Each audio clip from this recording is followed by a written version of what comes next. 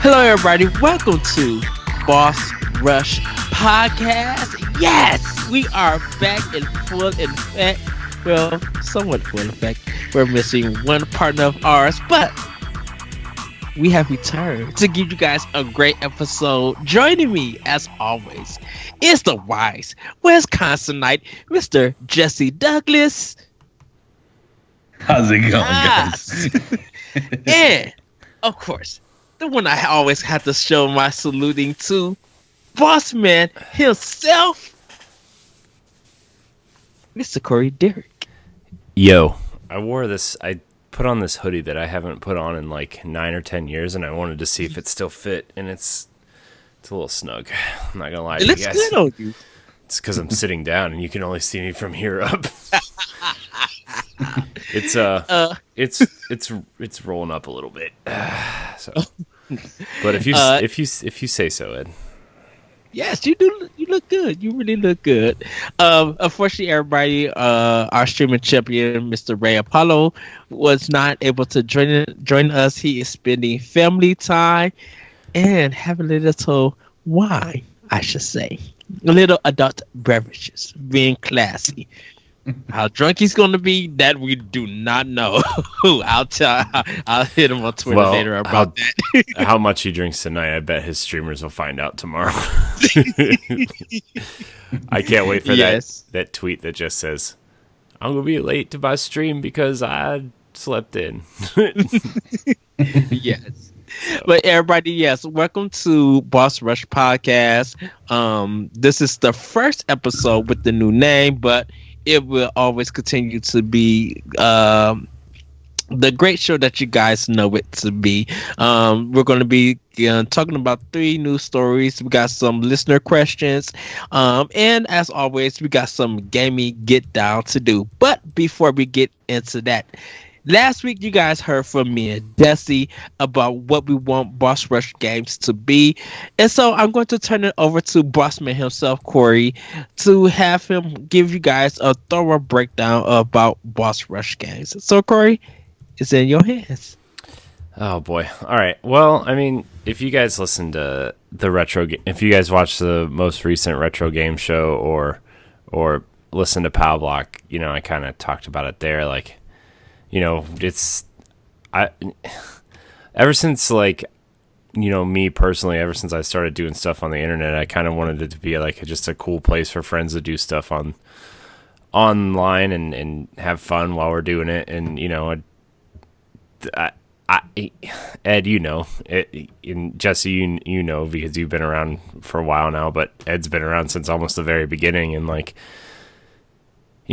the DNA stuff didn't work out, and it seems that the Nerds Gone Rogue stuff didn't really work out that way either. But the stuff that we've been doing, like Arsenal X and Nintendo Pow Block, and then the NX show, and now Boss Rush Games, I feel like we have the most fun because we're all like relatively in the same ecosystem and play the same games, and I feel like this is like where we're at. I feel like we're gonna have a lot of fun doing this, and I just want Boss Rush Games to be what, maybe selfishly, maybe unselfishly, I don't know, but I've always wanted to just do cool, fun stuff on the internet with my friends, and I think we have a plan.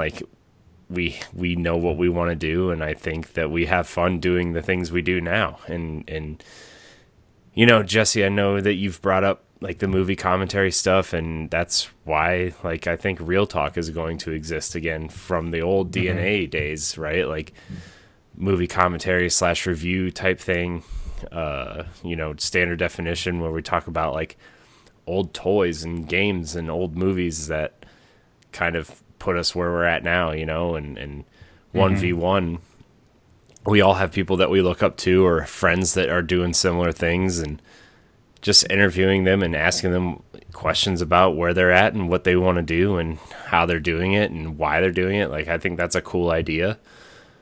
We have a lot of cool ideas. I just hope we, don't burn out or don't, because that's the one thing that Boss Rush should be is like, it's always going to be something that we have to have fun with, right? And do. And you know, we've discussed Patreon, we've discussed stuff like that, but it's got to be fun, you know, to you know, kind of accomplish the big picture goals. Like I want to make sure, like, you know, we do things and have fun and do fun stuff on the internet, you know, and Yeah. you know, I think Ray has that same mentality, and I know that you guys have that same mentality. Like, we all just want to come together and do cool stuff and have fun on the internet, and hopefully someone will listen to us, you know, and Yeah.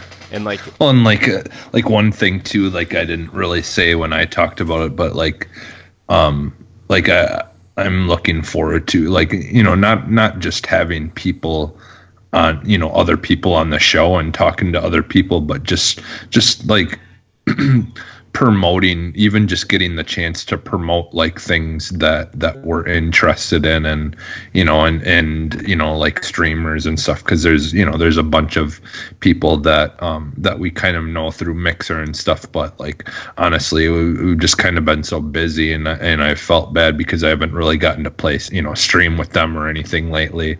yeah, I haven't really honestly done a whole lot of anything. Like, my gaming has been so sporadic, like here and there I grab it when I can, but like I'm hoping that, like, that, you know, like that kind of stuff if we can figure out more of plans for things, and you know, actually try to like figure things out ahead of time, so it's, you know, it's not as big of a deal, because that's my problem, is like I can do things like streaming and all that and like doing stuff for the show, but it's just a matter of sometimes I just got to try to plan it, so I, you know what I'm doing ahead of time, and you know, set things up. But because you know, that, like, obviously if the Patreon stuff, it's, you know, we're not doing this like a job. It's just kind of like, you know, we've had people in the past who, you know, listeners who have said, hey, you know, if like you guys ever do have something like that, like I'd be willing to support you guys. It like just gives people who listen a chance to, if they want to, you know, help support. Because I mean, this isn't free, you know, it isn't free on our side, you know, some of the stuff that, you know, costs a little bit and stuff like that. And, you know, and Corey puts a lot of time into editing stuff, and, you know, his time is worth something, I feel like, you know, so, it's and, you know, so it's not just that though. It's like everybody's putting their time, Yeah. you know, like, Yeah. and you know, like it to give people some behind the scenes look at this. Like, a lot of the times we record this show in the middle of the day on a Saturday, when, like, you know, most of us, you know, especially me and Jesse, we have wife and kids, you know, like in spending the middle of the day on a Saturday is not like ideal, but like that's time away, you know, and from that, and we just kind of want to, like, you know, that's the only time we have to get together, and like we love doing it so much that like we're willing to sacrifice a couple hours in the middle of a Saturday to do that, you know. And you know, we you know, we try to do stuff on Saturday nights too, and it's, the scheduling kind of sucks, you know, just because everybody's on different schedules and different shifts and stuff. And the last couple of weeks for me in particular at work have been kind of long, and you know, I worked almost 52 hours last week. It's like, you know, it's not, I mean, I know a lot of people work more than that a lot of the time, but like it's not like insignificant amount of time. And so like, you know, I think everybody here, and even Ray that's not here, like the time that we put into the stuff that we do, like, deserves some sort of reward or credit. And you know, like Jesse said, we're not trying to do this as a full-time job. I mean, it would be sweet if we could. Awesome. But and you know, like maybe one day we could get there, but at the moment, like, you know, it would be nice for everybody to like upgrade a microphone once in a while, or, you know, get a computer or a capture card or, something that we like need to make the stuff that we want to do better, and that's kind of like the goal of that type of thing. So, I mean, it would be cool to be like the next Min-Max or Kind of Funny or, Colin's Last Stand or whatever, or Easy Allies, but like, that's not where we're at.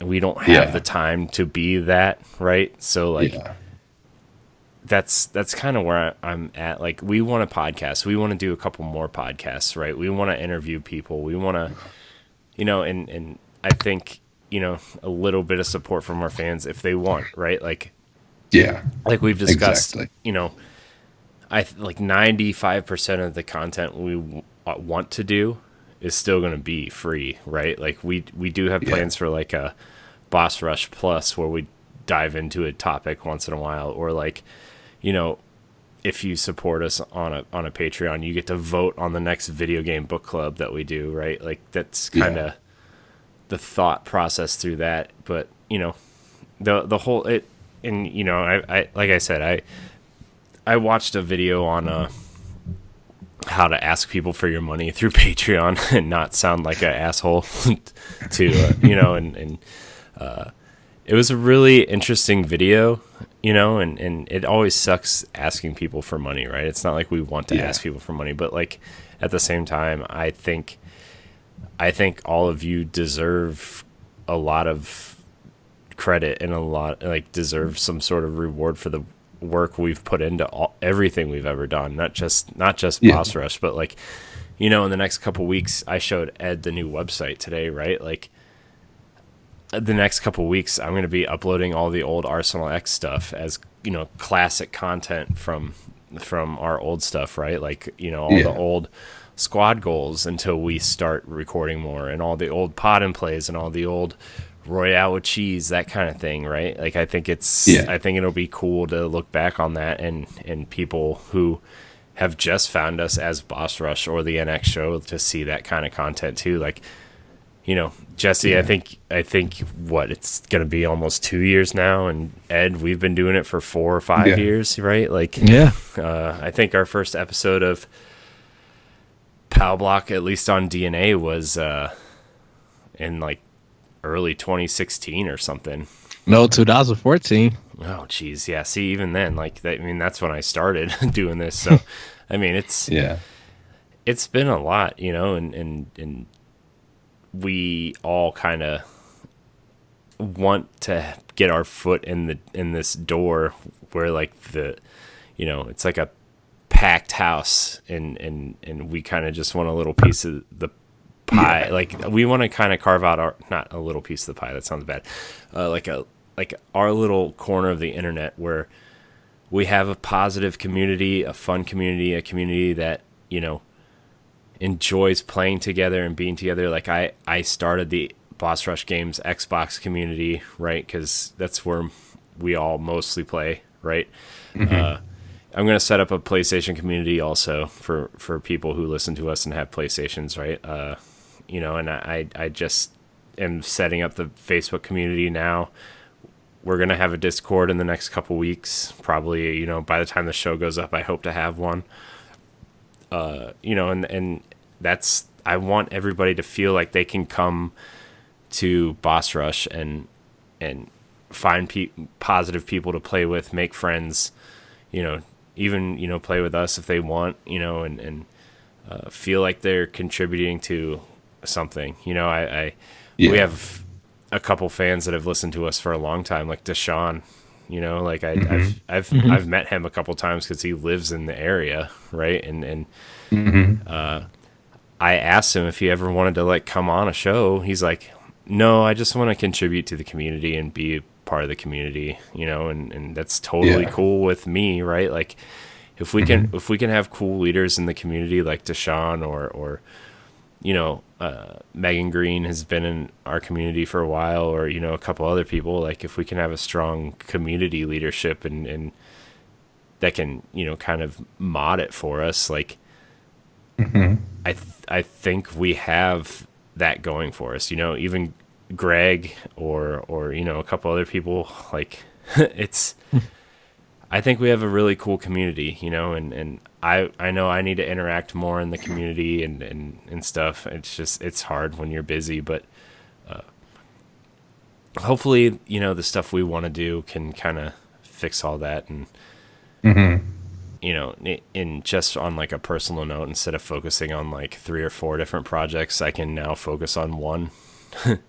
So, you know, it's, you know, the last couple of weeks in, you know, kind of wrapping up certain projects and putting a bow on Nerds Gone Rogue and sending that, you know, out and, you know, trying to wrap up personal stuff that I was working on and kind of want to, you know, kind of push into this, kind of merge it into this. And, I think Boss Rush is going to be something special. I really do, you know, and I mean, I already think it is something special, but you know, the things we want to do and, you know, the old movie commentaries we were doing, like I was listening to the Ninja Turtles ones the other day, man. Like I want to like after listening to the first 2 Turtles movie commentaries, I want to do like, I don't know if you guys listen to Kind of Funny reviews or anything, but like they go through movie series and kind of just review them in order.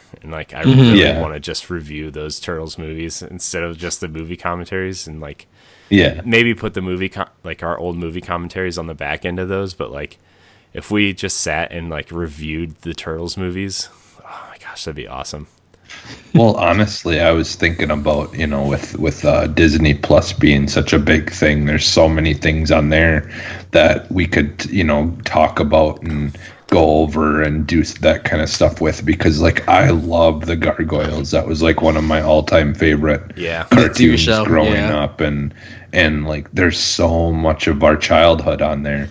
Like we should review every episode of The Simpsons. Oh no!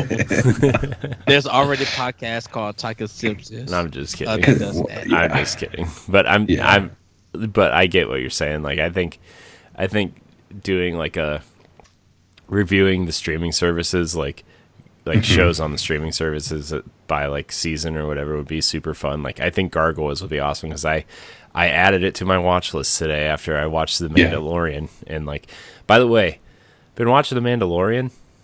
So good. Very good. I'm quite pleased with it. I'm not the biggest Star Wars fan. I like Star Wars, but I'm not like, you know, I'm not one of these people with like a pitchfork and a torch and I'm going to burn down George Lucas's house or anything, right? Because of the prequels or anything. Like, I mean, I don't think the prequels are very good, but I don't think they're like terrible, you know, like I like the new trilogy so far, right? Like, yeah, I do. I love it. I'm one of the very few that exists in the world where I actually prefer it over the original. I think it's so much better. What, the new trilogy? I love the original, but I just love the new trilogy so much. I do too. You know, I really like The Force Awakens. I actually rewatched it. I rewatched that and Rogue One, and like I was, you know, I mean, I know we want to get back to Boss Rush, but like I was watching, like I rewatched Rogue One, and I was one of those people at the beginning where like I didn't really think the movie itself was like that great, you know, like but I love the end scene where Vader is just like murdering everybody. Like I love that I love that scene because it's like the first time like Vader is always scary, right? Like he's like a scary villain, but like he's never been a scary villain. But like when you're watching the end of Rogue One and he like he's scary, you know, like like he's not just like Darth Vader, like in the original trilogy, he's scared, like you're scared of him because he's quote the bad guy, right? But when you turn on Rogue One and you're watching it, he's like imposing, he's powerful, he's forceful, he's using the Force and his lightsaber, like, and that's what makes him scary. And that's why I always wanted from the original movies with him. I wanted him to be like be threatening and like intimidating, and he's not that in the original. That's what I'm saying. Like I'm with you, Ed, in that. Like he's like you're supposed to be afraid of him because he's the bad guy, but like in Rogue One, man, when like that scene in the hallway when all of a sudden you just hear, like, it gets quiet and you just hear him start breathing and you just see the red beam of the lightsaber come out and they all just start opening fire and he just murders everybody. And then, like, when the ship just gets away and you see him standing there, like, imposed, like, it's watching the ship go away and his cape's flap, like, he like, I now want to watch Rogue One again. Yeah. Like, it's such a good movie. And, like, you know, that scene is cool, but, like, overall, like, the new, like, since Disney has bought Star Wars and Lucasfilm, like, I really like The Force Awakens, and I really liked Last Jedi too, you know, like me too. That's the one I need to watch. And I really liked Solo. Like, I didn't think Solo was a terrible movie. I gotta watch that one too. I have The Last Jedi and Solo. I just need to watch them. Yeah, Solo, like, to me, like, it had its parts where it felt like a Star Wars movie, but I think what it is for some people it just didn't, like, there's the way it plays out, it just didn't feel quite as much like a Star Wars movie, but yeah, like, I don't, that's the thing, I don't really think it's bad. And even, you know, within the last trilogy, you know, there was things that I obviously really didn't care for about it, but there was a lot of really great stuff. That's why, like, I actually have gone back and I watched that edit that I forget what famous person it was that was trying to learn how to edit video, and he edited all three movies together and just made it into one big, like, 3-hour long thing, and he cut out a whole bunch of stuff that didn't matter. And I've actually gone back and watched that, and I liked it that way, like, with all the stuff cut out, like all the fat. So and like, talking about Solo and, like, moving into, like, the Mandalorian, like, I like the feel of the Mandalorian. It feels like it feels like the original trilogy, but, like, modernized, but still, like, the practical effects and stuff. Are you caught up? Are you caught up, Jesse? Did you watch the third episode? Yep. At the end, didn't it just like scream Halo to you? Yeah, kind of. I tweeted out today. I'm like, I want the Mandalorian team to do the Halo show. Because, like, it reminded me of the scenes in Reach where they're, like, all together and you have the big what's his name, George, with the Gatling gun, and like, it just felt, it was cool. Like, and I don't know if you're, like, super into Star Wars or not, but you should watch the end scene in the third. I don't have Disney Plus. I'm not. I'm sure somebody put it on the internet already, but it's awesome. Like, it's like all the, like, the underground Mandalorian, and spoilers for the Mandalorian, I guess, but, like, at the end, they're all underground and only one Mandalorian comes above ground at a time because they like are in hiding or whatever. But this is a scene where they all come out and they're all fighting these other bounty hunters, and it looks like a scene from Halo, right? Like, they're all flying around with their jetpacks, and then they all land, and the one big one looks like George from Halo Reach with a Gatling gun, and he just starts mowing people down with this Gatling gun. It's awesome. Wow. Because it's pretty good. Like, there was one thing, though, just kind of going backwards a little bit, I just wanted to touch on really quick before we move forward, about the original Darth Vader versus now.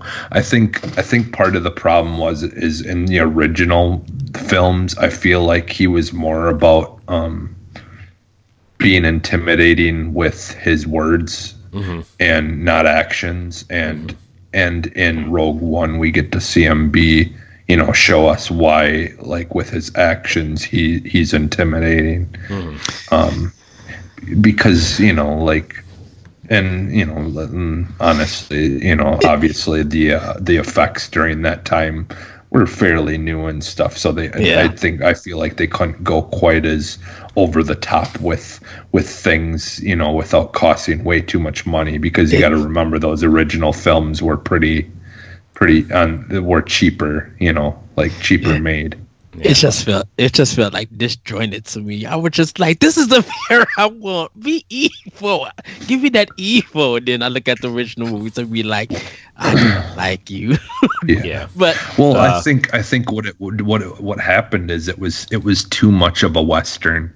There was too much Western in it because Westerns, it's all about these badass guys sitting around a bar talking trash to one another, and and they'll have like one shootout scene or something where they just take everyone out really quickly, and it was all about talk and using your words. And maybe it, and for the time it was fine, like I said, because it would have obviously costed a lot more money if they would have had more effects being used. I was eating my popcorn and drink like as a kid, trying to get to the next scene. But we're gonna move on. Just to finish up on like Boss Rush games, like our motto is play games, be better, right? And that's like. Be better could mean a lot of things, but like the double meaning of it is like, yeah, you play games to be better at the games, but also like play games, be better is like play games as a community and be better people and help promote being better people. Like we've met a lot of people that are different from us playing games, like it's not just, it's not just a boys club anymore. How many friends have we met through Mixer that are female, or even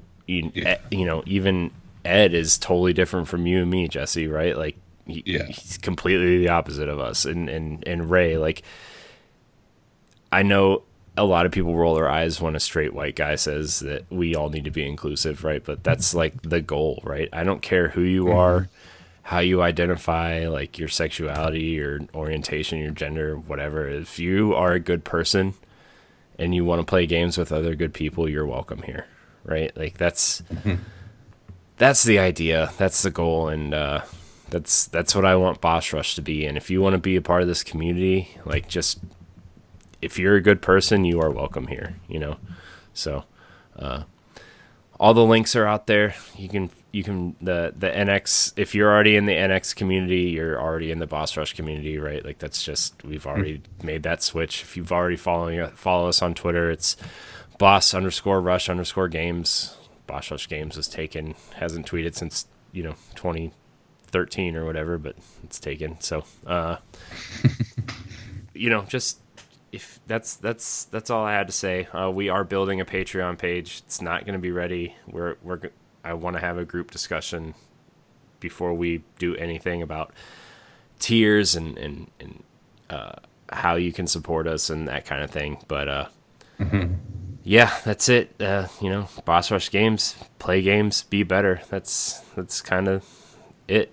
Simple and fun. That's what I want it to be. So, and yeah, that's all. Yeah. Sorry, that was a very roundabout conversation saying that.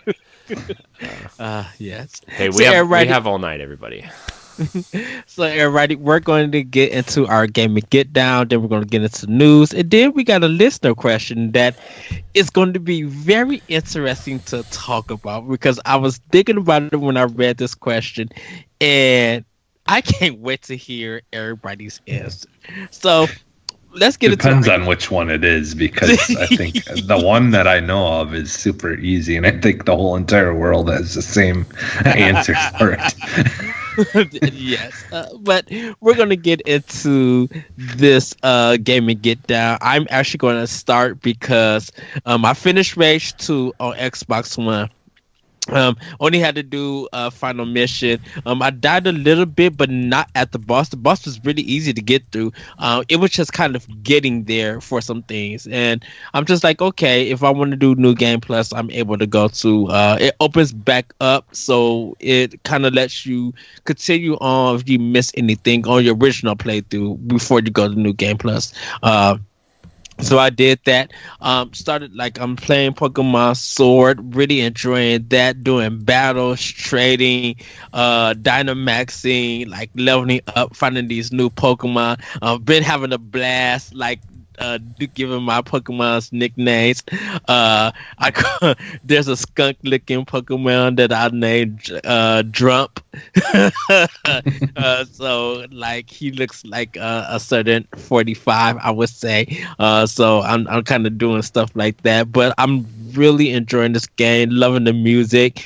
I think they should add more DLC to this for the clothing and the haircuts and stuff like that, because if you're a male in this game, you don't get that many options like you do as a female. But I'm really am enjoying this game. Beautiful artwork, love the music. Just really love like seeing people who they're collecting, who they're trading cards with in the these max rays and stuff. It's like it's really cool, and everybody, well, most of the people that I've been looking at on Twitter talking about the game, they've been doing stuff slowly and taking their time, and that's kind of how this Pokemon game is. Some people have already beaten it.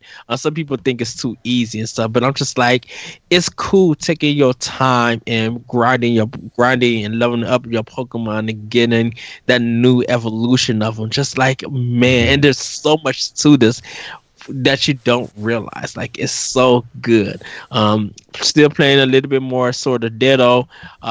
Been enjoying Luigi's Mansion 3. Like, really enjoyed that game. Like, I really want to finish it before the end of the year. Like, I still need to jump back into Astral Chain, Fire Emblem. Like, I want to finish a lot of the first party Nintendo games and everything. And yes, Breath of the Wild I need to finish also. I haven't played anything. I still can't believe that you haven't finished that yet. I know. Yeah. There you go. That's the most disappointing thing of 2019. It's the most disappointing thing of 2017. Yeah. Just carries over.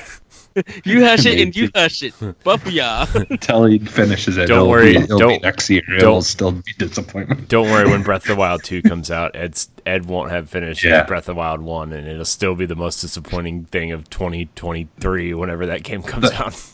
Well, that's the thing. I'm going to see if I can't find someone who can figure out like a program or something that I can like secretly install onto his Switch that doesn't let him play the second one until he finishes the first one. Oh, please. It's called me having a job and buying another one, buying another Switch and buying that game. No. It'll be directly linked to your account. No, it won't. Yep. And did you go support him? Boss, just never mind. Of course. I mean, look, I've only beaten one game this year, so I don't have any room to talk. But yeah. I've been busy. Yes. No, I just get tired and go to bed. Of course, as everybody's checking our retro play, I've been doing The Legend of Zelda: Link to the Past. Me and Corey, I've been clapping every time he dies. It's awesome. He does. He like, clack. I was watching the last one, and I just like how the show starts. It is just a clapping thing, and I just bust out laughing. Like, yeah. So, we're playing that. We got 2 more dungeons to get through, and then we going to end up finishing the game. But hopefully you guys are checking that out on Boss Rush Games YouTube page. Really hope you guys are enjoying that. I am loving like replaying this game. It feels really good having these discussions and everything. But other than that, that's pretty much all I've been doing, and that's the games that I've been getting down to. I am going to be jumping back into Okami. Hopefully, get back into Remnant from the Ashes with you, Jesse. Yeah. Just and like Corey, we can too. Yeah, So side news to this, there's rumors, or we don't know actually officially. There's a team working to like rebuild Anthem at BioWare, and I'm really excited that they're doing this. And I really want to see where they go with this. I'm glad that they're not giving up on this game, because Anthem is really good. It might not did what it was supposed to do with a lot of people, but I'm hopefully this Anthem, I want to say like version 2.0 or version 1.5 or whatever it's going to be. Like, I really hope they what they improve and revamp. Like I really hope there's a brand new story and cutscene, or just really added like DL, like almost like free DLC. Like it's a whole new campaign for the game. I really want to see what it's going to be like No Man's Sky is what I imagine. You know? I mean, a lot of people forget like the original Destiny, right? And I know like it's a different situation because Destiny was kind of like, besides like PC MMOs, Destiny was really the first game to kind of attempt this on console, right? And Yes. Destiny for a year was not great, right? It was barely good, right? Like it was the same situation as Anthem where like the mechanics were good. Like I think flying and shooting in Anthem are fun, right? Like that was never the problem. The problem was like, oh, I can't really explore this world without, unless I go into this specific thing. I can't change my loadout unless I go back to the base. I can't do this, or this, right? But like, Destiny was very similar, where like the mechanics were good, but I don't think anybody really truly knows what happens in that original campaign still to this day. But like the only good part of Destiny 1 was that first raid, right? Like that Vault of Glass until the Taken King came out, and that was a year later. What's Anthem going to look like a year, 16, 18 months after, right? Like if they stick with it. I mean, and look at the Division 1 as well, right? That game, a lot of people did not like the Division at first, right? Like it was a good cover shooter and the campaign was pretty good, but like what was the end game? What are you doing? And I feel like I don't think Anthem is as bad as a lot of people say it is. I still think like it doesn't feel like a BioWare game, but like I don't think it's trying to be like Dragon Age or Mass Effect or Baldur's Gate, right? It's trying to be a new thing from them, which I think is fine, and I think trying new things is fine. I think that the problem with Anthem is like the end game and like how the gear works and how the systems work after you get that far, right? And so, I mean, I like I said, I don't think Anthem's as bad of a game as people say it is. I didn't finish the campaign, mostly because I didn't really have a lot of time to like putz around in it and wanted to play different games and stuff. So, but like, I'm glad EA is actually doing this. I'm actually quite surprised they're just not abandoning it, right? Because EA has always seemed more along the lines of, Activision instead of something like you said, Jesse, No Man's Sky or Ubisoft, where they stick with their games and they make it better. They're mostly about the bottom line, but to see them do this with Anthem, I think is very cool. And like, like I said, probably during the summer when they had all the executive changes and stuff. Yeah. Like I think we're gonna, like I said then, I'm like, I think we're gonna see a different EA in the next couple years because of this executive change, and I think this is the first step in that direction, and it makes me quite excited, along with the announcements of like remasters and remakes and returning old franchises, right? Like that gives me hope for like a Mass Effect trilogy or another Dead Space. Like what if they quote unquote reboot Dead Space and give us a cool horror game? I think they can do it, and this is the first move of many, I hope, that are in a positive direction for them. Yeah, and I feel like BioWare is super talented, and I will always give them their props after playing the Mass Effect trilogy, and playing some of their other games. I might have a problem with some of their older titles, but like BioWare, they want to bring a really big experience, and they're very talented to do it. And to see how it feels like when EA get their hands on stuff that they don't need to like really touch or anything, I think it ruins the product of theirs. Like, and I think that's why Star Wars Jedi Fallen Order is kind of successful. I think EA kept their hands away from Respawn and let Respawn do what they needed to do. Like, I think if they're gonna go forward with their business and stuff, EA needs to the people, the higher ups at EA need to keep their hands off and let the developers do what they need to do and really bring out a fun product without putting all this business stuff into it. That's gonna like really hurt the game because when you find out there's a lot of microtransactions and all this crazy stuff added to a game, it really turns the players off to it. And the response to that game, not out of the developers' fault, I think, but like I think because of the some of EA's partners putting their hands and stuff into it, people start blaming the developers for the product that comes out. So I really hope to see something really big come out from the new Anthem. I really want to see this big thing come out from Bioware because I feel like they're a company that they don't need to close. And if it took another company to do what Nintendo or Microsoft did, like with Rare, like how they sold off Rare to Microsoft, I would love to see EA sell Bioware to someone else. Or even like BioWare pull a Bungie and just buy themselves back from EA, you know? Yeah. And like, you know, I always thought like I always thought maybe like especially after like Microsoft was making all these acquisitions and especially going after In Exile and Obsidian, like maybe Microsoft would go in and quote unquote save BioWare and like buy them from EA. But I think BioWare still is a brand that EA wants to be proud of again. If they're taking the direction I think they might be taking.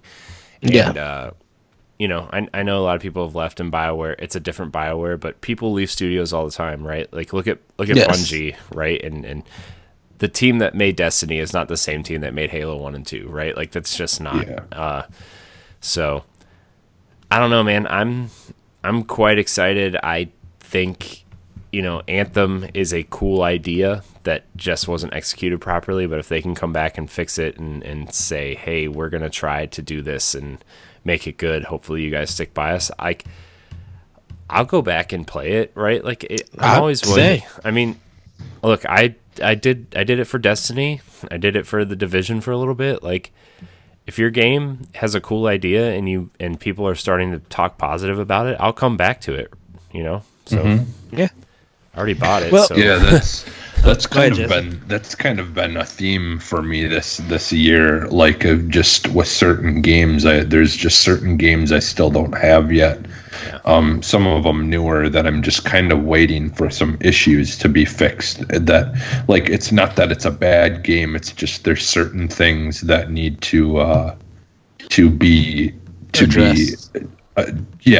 taken care of. And you know, and I just kind of when, you know, especially when you don't have money, like you don't want to spend money on something, you know, without knowing that you're going to be able to really you know, appreciate and enjoy it, you know. And so like there's some games that are still on the list that I want to get, but I've been hearing about issues with them, and it just seems like that's kind of unfortunately been a theme this whole year. Well, you know, is just a lot of games with some issues and things like that off the bat, and then they do get fixed and it's better, you know. Well, not even just this year, but like a game I've actually been, because like I've been watching The Mandalorian and highly anticipating Jedi Fallen Order, which I just downloaded and I'm going to play after we record. I don't care how tired I am. Yeah. I went back and started playing Battlefront 2. And like they changed so much of that game since launch that like it was almost like a completely new game. They changed the way your characters level up.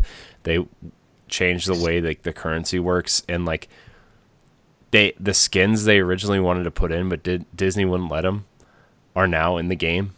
Like there's like this chef Count Dooku where he has like it looks like a chef outfit. I don't know if it's like really a chef outfit, but it looks like a chef outfit. There's a pink Darth Vader in there. There's like different colored Darth Mauls in there, and there's some really funny skins in there that I'm like, oh wow, I can't believe Disney actually let them do this. And like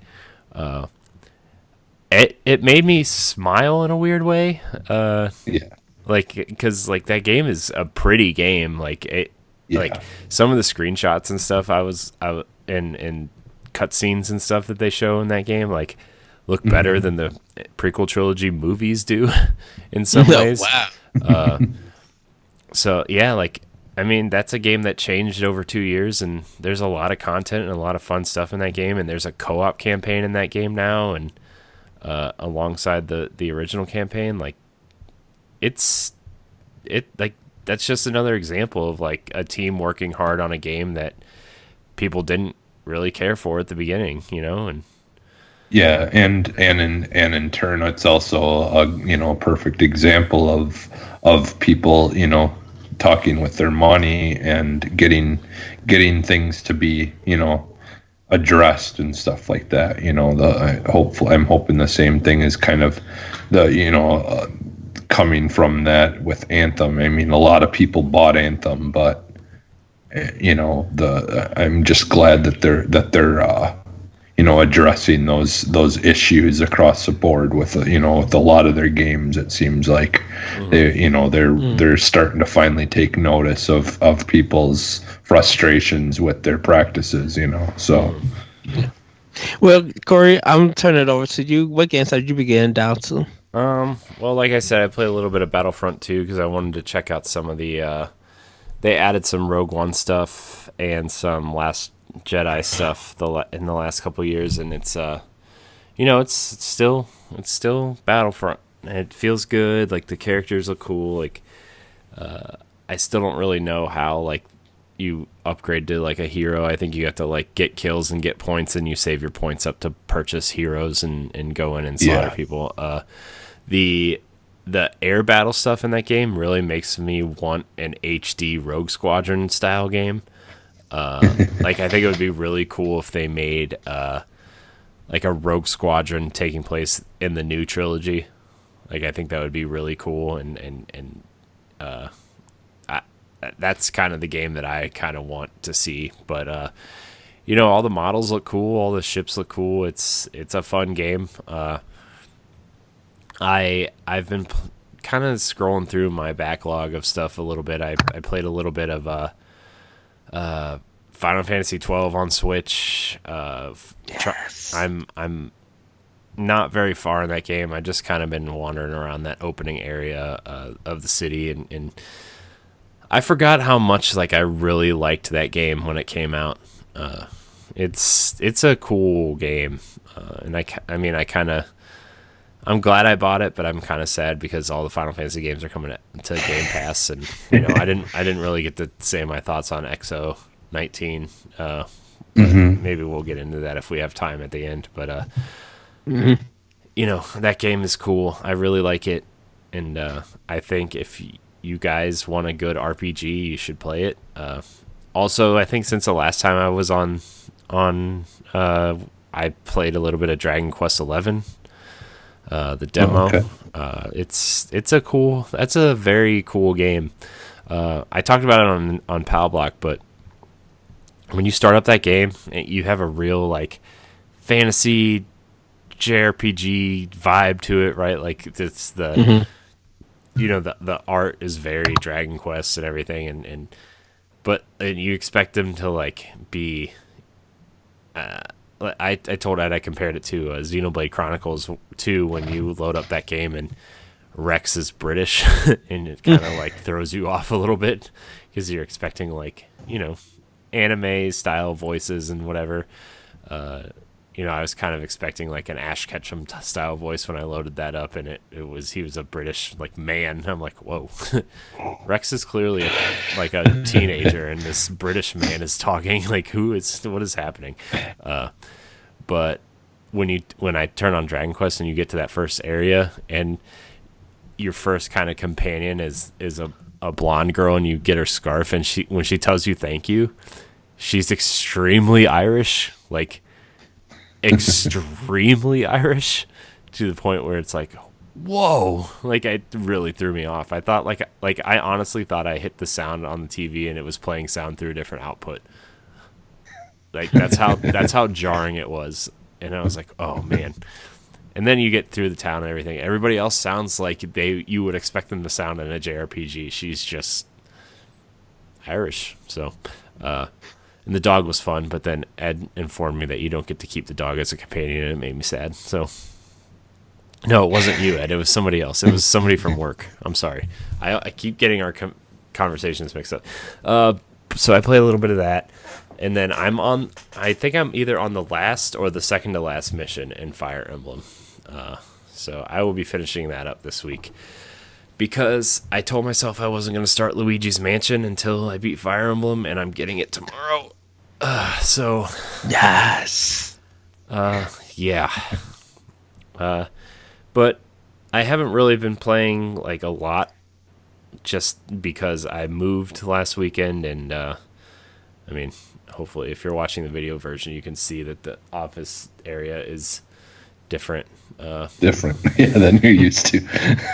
So my soundproofing won't stay up, though, which is not great. So I have to figure that solution out. But, yeah, that's kind of all I've been playing. There was one other thing I played last week that was kind of different, but I kind of forget. So it must not have been that important. So, I played some Master Chief Collection. I played some of the Halo 2 Anniversary multiplayer, and I just did the mixed playlists, and I checked Halo 2, 3, and 4 because I like Halo 1. It's fine, right? But I like the way the other games. I like the way Halo 2, 3, and 4 feel specifically.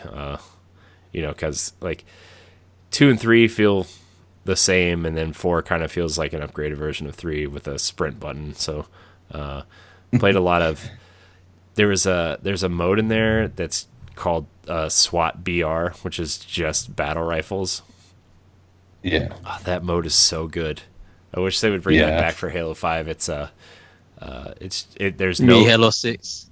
Or no, I wish they would have brought it back in Halo 5. They just didn't bring SWAT is like a playlist in there, but it's not BRs. It's I think it's DMRs actually in Halo 5, but there's no radar. It's one shot kill to the head.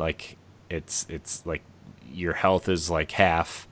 It's just a really good mode. It's a cool mode that I wish would come back in some form in future Halos. So That's I forget. Can you make your own matches and edit stuff and be able to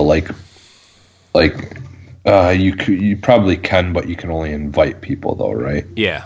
Can't you do? Yeah, it's their. That would be cool if they would do almost like a Battlefield style thing with servers where you could go on and you could search for different game types and actually Well, I know if you start one sometime either with Reach or sometime after, they're bringing the Forge back to Master Chief Collection. Oh, okay. And they're literally taking all the maps from Halo 3, ODST, and Reach that people made on 360 and importing them into the Master Chief Collection, and you'll be able to play search and play those maps.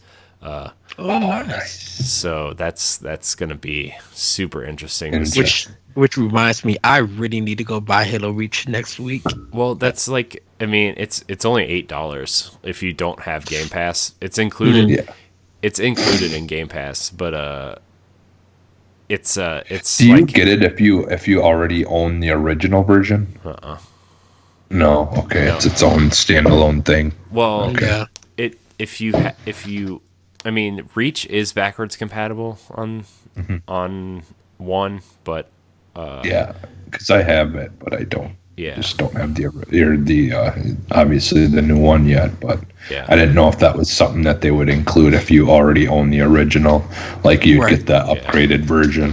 Yeah, but there are some games that actually did that though, Burnout Paradise did that, where I own the 360 version and I have the remastered version now, and then Mark of the Ninja Remastered I have just on Xbox One because I have the original version, which is weird. Oh, okay. So so some games do that. I don't know if they're gonna allow people to do that, but that'd be cool. If you own Reach digitally, you just get it in the Master Chief Collection.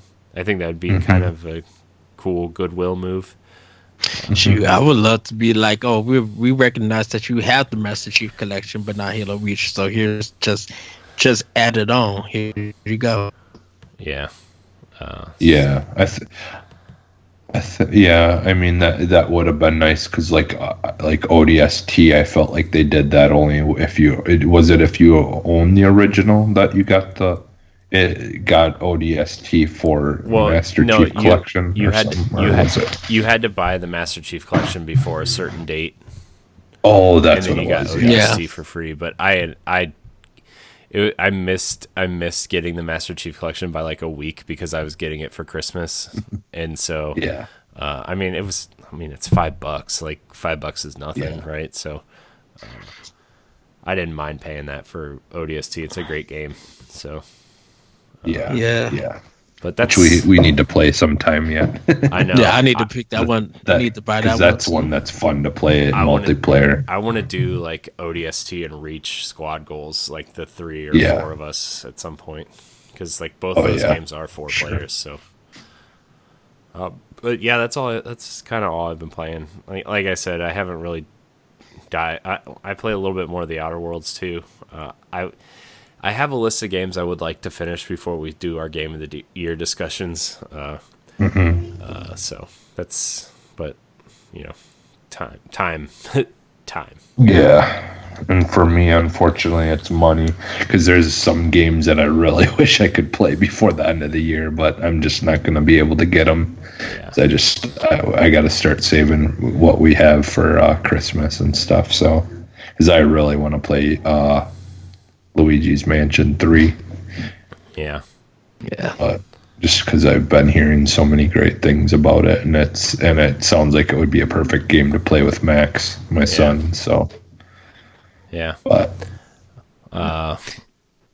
that reminds me, my daughter was watching. We were watching like old like Mickey Mouse cartoons on Disney Plus today. And then I turned on The Mandalorian, and she was watching The Mandalorian. It was like getting really into it, and she's 16 months old, and it was really funny to watch. She's like, that baby Yoda. That baby Yoda is so cute. Yeah. It's not Baby Yoda. This takes place after Return of the Jedi.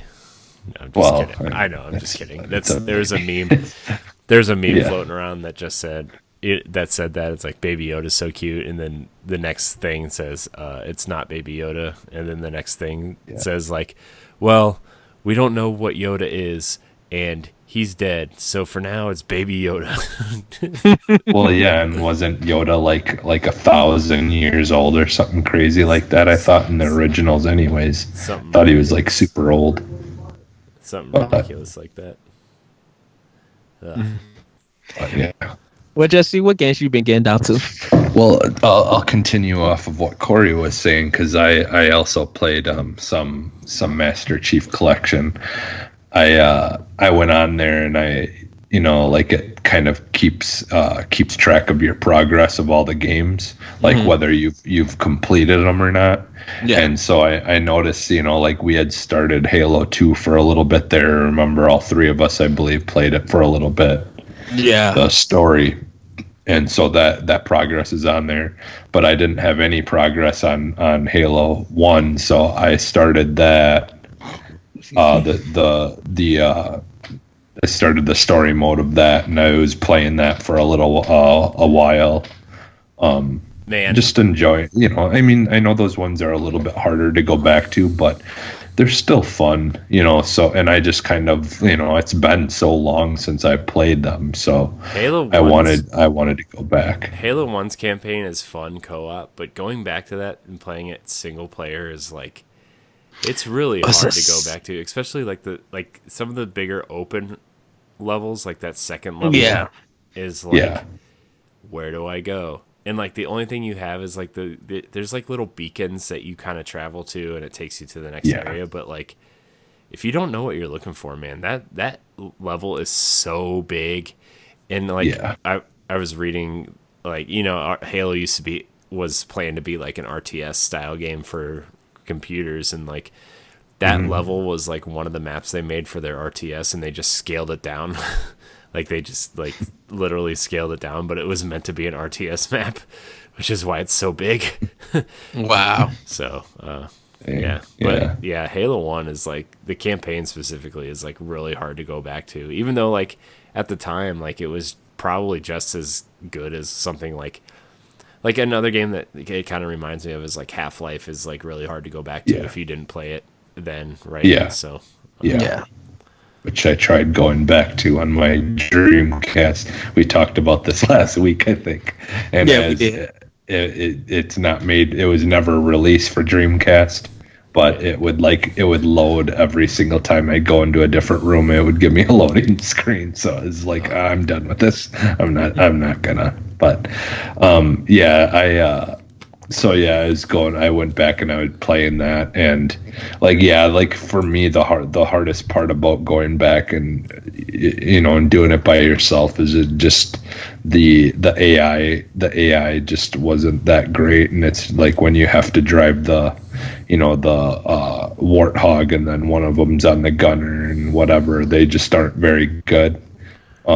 So yeah, that was kind of an issue. Like getting help from the AI wasn't that great, but I played that.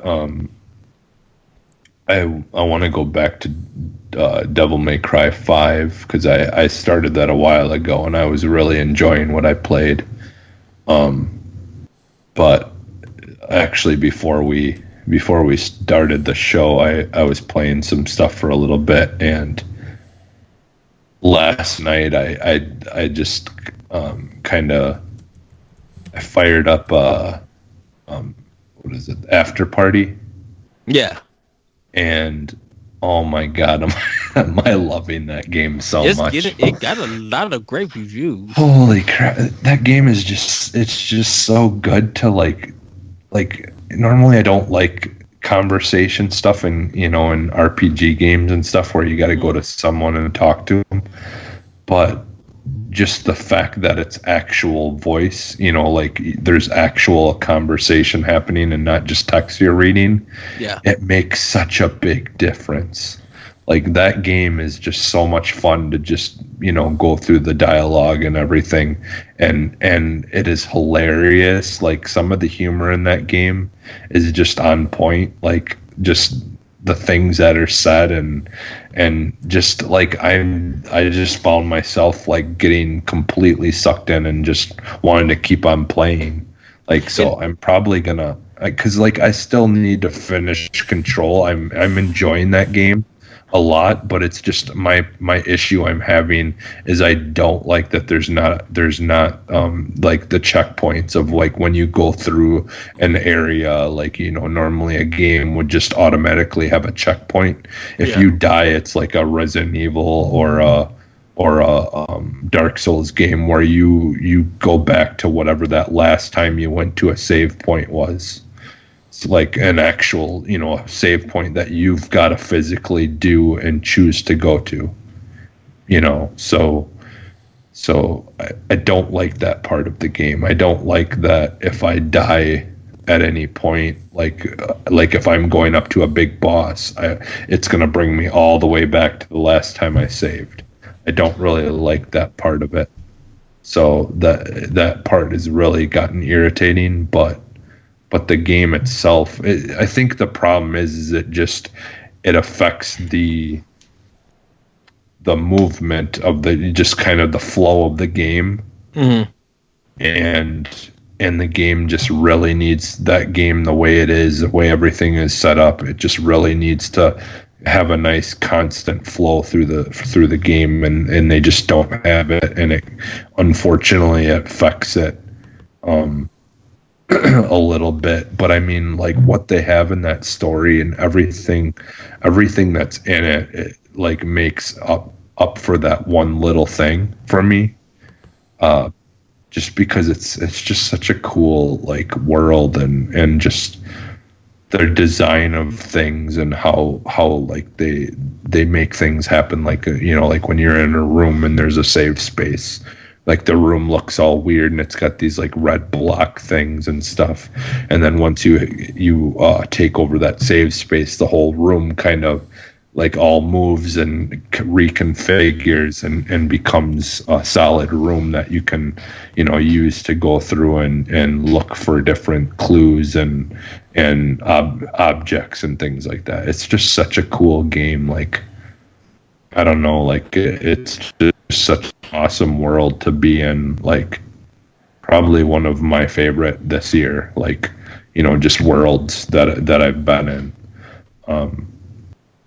So I'm enjoying that, and I did play a little bit of that this week as well. But Afterparty, I'm just really liking that game a lot. I'm trying to think. I did play a little Modern Warfare multiplayer, but I think I only played like a game or two. I haven't really been playing much of that. Not because I don't want to. I guess I kind of don't want to. I want to play other stuff as well because I know I enjoy Modern Warfare. But I want to go and try to play some other stuff and go back to some things, before our game of the year talk and all that. So, I'm trying to think. I know I had to have played something else too, but that's all I can really think off the top of my head right now. Okay. Well, everybody, that has been the games that we have been getting down to. We're going to get into some news bits, and we have quite some interesting things. Valve has announced Half-Life 2. Alyx, that's what it is? Is it Half-Life Alyx? Yeah, it's Half-Life Alyx. Yeah. Half-Life Alyx, okay. This story... Yeah, well, actually, this is the 5th. If you want to look at it, for like those series. Other things. Yeah, because you got Half-Life, you got Half-Life 2, you got Episode 1 and Episode 2, which they never finished. And then you got this one. That will kind of make like 5 official games, I should say. Yeah. Well, this story comes from Game Informer. A few days ago, Valve announced that at long last, players will be returning to the Half-Life universe with Half-Life Alyx. More details on the VR project have emerged. Set between the events of Half-Life and Half-Life 2, the game is scheduled to release in March 2020. It's already another packed month. The game charts the course of Alyx and her father Eli as they mount a resistance against the alien combine. Half-Life Alyx is a full-length entry to the franchise built for VR and is compatible with a variety of VR devices, including Rift and Vive. Those who own or purchase a Valve Index system will get the game for free when it launches. But then there's some pictures that they have it. And you guys could check more of it. So this one, I think people are thinking that this takes place when what's his name, the main character from Half-Life, when he's going through his journey. This is her side that she's going through for, and I think it's going through the episodes in a sense. But what are your thoughts about it? I tried Half-Life 2 and I didn't like it. I didn't play any of the episodes and I never played Half-Life 1. So like this doesn't do anything for me. Maybe this can lead to an official Half-Life 3, but what do you guys think? For me, I unfortunately I've never really gotten a chance to give it much time either of those games. I mean, I've played them, but I've never really finished them. And it wasn't that I didn't like them. It was just something I never finished. But like for me, like what I'm most interested in is, because obviously I don't think this is information they would give right now because it's way too early. But I'm curious if it's going to be something that PlayStation 5 will eventually get. because that it will be more powerful of a console, and that power will make a difference how the whether they have a new headset or the old one, the old one will perform better just because it's running off of a more powerful console, so I'm kind of curious if that will go, because I think that would be a pretty smart move to bring it to console, because I do feel like there will still be a lot of people who've never really been much of a PC gamer, who might have played when they came out with the collections and stuff like that for console. Yeah. And will still want to play it, but they don't, they're not in the PC system, or own like any of those bigger, more expensive headsets. So I wonder if EA still got a contract with Valve to release it on console. I don't know, because of the Orange Box. EA did all of that. But I remember playing Half-Life 2 on Xbox, and I think only Valve did that one. EA had nothing to do with it. But I kind of just wonder. What about you, Corey?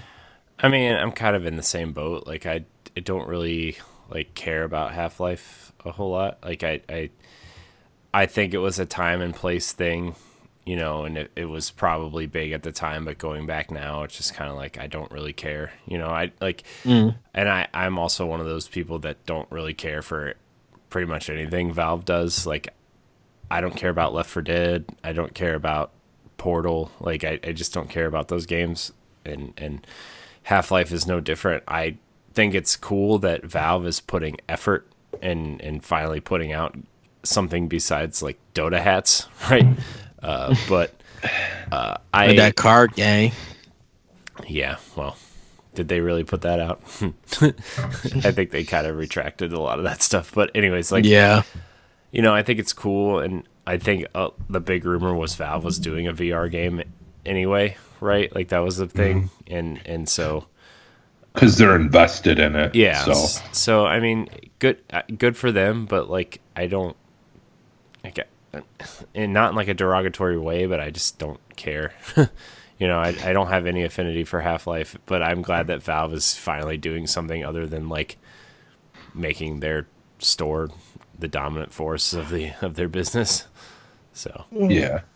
Well, like, I mean, like the thing that, a lot of people, because I feel like there is a lot of people who don't really care for Half-Life as much as, like you hear, like there is a lot of people that like Half-Life, but like, like I think times pass.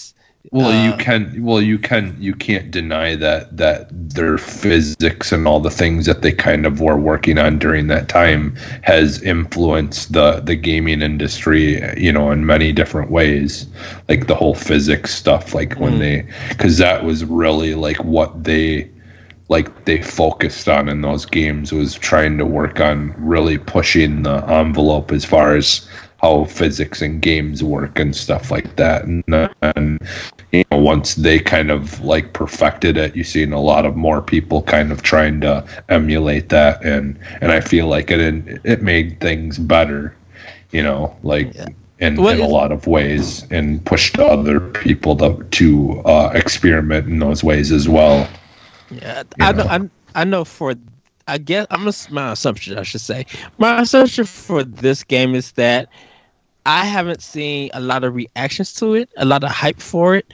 I think because it's been so long, more people have just been like, okay, that's cool. At a time that people were crying for Half-Life 3 to come out, I think people were ready for that game, and they would take it anywhere that they could take it. Definitely for Episode 3. Definitely, you just came off of Portal 2. So that should lead to something. What can they do for the next game? But I think it's one of like the Duke Nukem Forever effect, that it's been too long, and I think if they actually decide to do a Half-Life 3, the hype for it won't be there. The excitement won't be there. If they do have the excitement, it's sad to kind of say this, that it kind of had to be on the level of the Shenmue 3 announcement. how people were just like literally lost their mind that Shenmue 3 had been announced and that game now is finally being released. But just the excitement for it. Go ahead, Corey. I think people want a new Half-Life game. Like, honestly, this is just my opinion from the outside looking in. Like, I think people want a new Half-Life game, but this isn't the one that they want, you know? Yeah. I think they want if I was Valve, like, I would be doing Half-Life 2 Episode 3 because I'm pretty sure that Episode 2 ended on a cliffhanger. And at the end, when you beat the campaign, like, I wouldn't say anything, but if you beat the campaign of Episode 3, you unlock a trailer for Half-Life 3. Yeah. I like that. For me, that's what I would do if I was Valve, right? Like, I would market Half-Life 2 Episode 3, make that game, and once you beat it, like, you unlock a trailer for Half-Life 3, and that's how people find out about Half-Life 3. Yeah. I always kind of wonder what's the story behind Episode 2, why they didn't do a 3. Because Valve can't count to 3. Well, that is true. So, well, we're gonna move on because I think this is kind of cool that this is happening. This story comes from Nintendo Life. Race to your nearest Arby's restaurant this winter and grab a Sonic themed kids meal. Sega of America has teamed up with Arby's restaurants across the United States to offer an exclusive toy line on this iconic video game series, Sonic the Hedgehog. These collectible disc toys include Sonic, Tails, Knuckles, Amy Rose, Dr. Eggman, Shadow, and Super Sonic. And we'll be offering kids meals from the 1st of December until February 29th next year. Here's what Ivo Gersalkovich, Chief Brand Officer Sonic the Hedgehog and Vice President of Sega America, has to say about the partnership in the official press release. We love working with partners who get us, and Arby's does. They done a great job with the game or kids meal to integrate content and encourage collectability. We look forward to delighting fans and new audiences via this program as Sonic races into a landmark year ahead. Sega's also running an in-app promotion in its mobile title, Sonic Dash. If you download or update this game during the promotion, you'll receive 50 red star rings to unlock additional in-game content such as characters and items. Will you be rushing into your nearest Arby's to pick up one of these kids' meals? Sadly, I will be. And because I love Arby's, and I actually have one close to my house. But I think I want to do it just to show, like, collect some and kind of show it on here on Boss Rush podcast, just to see like how it is and everything. But and plus, Arby has been like killing it with the video games, like with it on Twitter and stuff. Like they've been doing a great job with it. They always do that cardboard art or whatever, the paper art. Yeah, that stuff's really cool that they do on there. What about you guys? Would you step into Arby's and just get a kids meal? I know you guys actually have kids. But would you give them the kids meal and you keep the toy for yourself as a collectible? I'd like a lot of times places like that, honestly, you can go there and say, hey, can I just get the toy? And they'll charge you like $3 or whatever for it.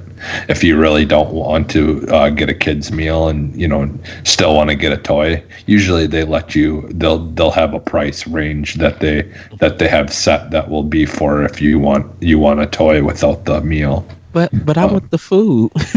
I know, but you could get a big kid's meal. In other words, just a meal. Wow. Corey, what about you? I mean, I don't need an excuse to go to Arby's, so I don't really care about kids' meal toys. I just like, some roast beef and some curly fries, so. What if they had a Destiny Kids meal? No comment. Maybe. In other words, you would go get it. You would. Yeah. Hey, I was hitting McDonald's like crazy back in the day when they had the Mario ones, the Mario toys. Yeah. back in like the early 90s. Oh yeah, well, I was also in the early '90s. I was also like the right age to buy a kids meal. So Well, shoot, I found $20, and so I went to McDonald's and bought a kids meal. I'm just like, I'm 13 Get years those old. Beanie Babies. Let's go. Oh no. Well, yeah. yeah, I do. Everyone did during that time. I mean, let's be honest. I didn't. No. I mean, that's why they could pay for their employees to go to like Disney World and shit like that. Yeah. Like, did you? Yeah, because like my friend Jeff used to work at McDonald's during that time when they would do that every single year. They'd have the Beanie Baby stuff, and if they sold a certain amount, they would pay for the employees to go on like a trip or something like that. So, yeah, it was crazy how much that did for them. But like, as far as me, I honestly, I love Arby's, but I really, for whatever reason, I just don't go that often.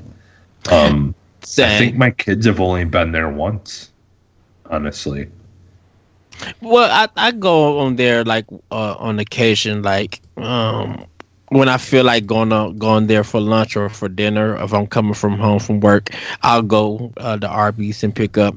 Like, definitely when the fast food joints are around my area, when they're all packed and no one's at Arby's, I'm like, let me go hit up Arby's, my food, and back home.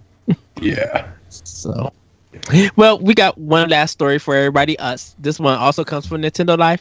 CD Projekt's revenue jump aided by sales of Witcher 3 on Switch. Polar Studio CD Projekt has just published its third quarter on earnings report for 2019 and has cited the release of Witcher 3 on Switch as one of the key reasons for a 38% revenue jump year on year. In the last quarter, CD Projekt Capital Group posted 92.9 million PLN in sales revenues, scoring a net profit of 14.9 million PLN.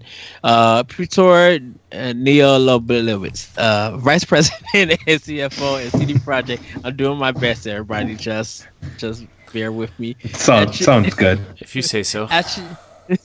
Attributed this to the success of the Nintendo Switch port. He quoted, on our third quarter revenues were 30% higher than during the corresponding period in 2018. This is due, among others, to increased sales of The Witcher 3, fresh shipments of the game's Nintendo Switch Edition, and an increase in revenues posted by GOG.com. The same period saw Gwent cut to iOS devices, which also contributed to the improved financial records.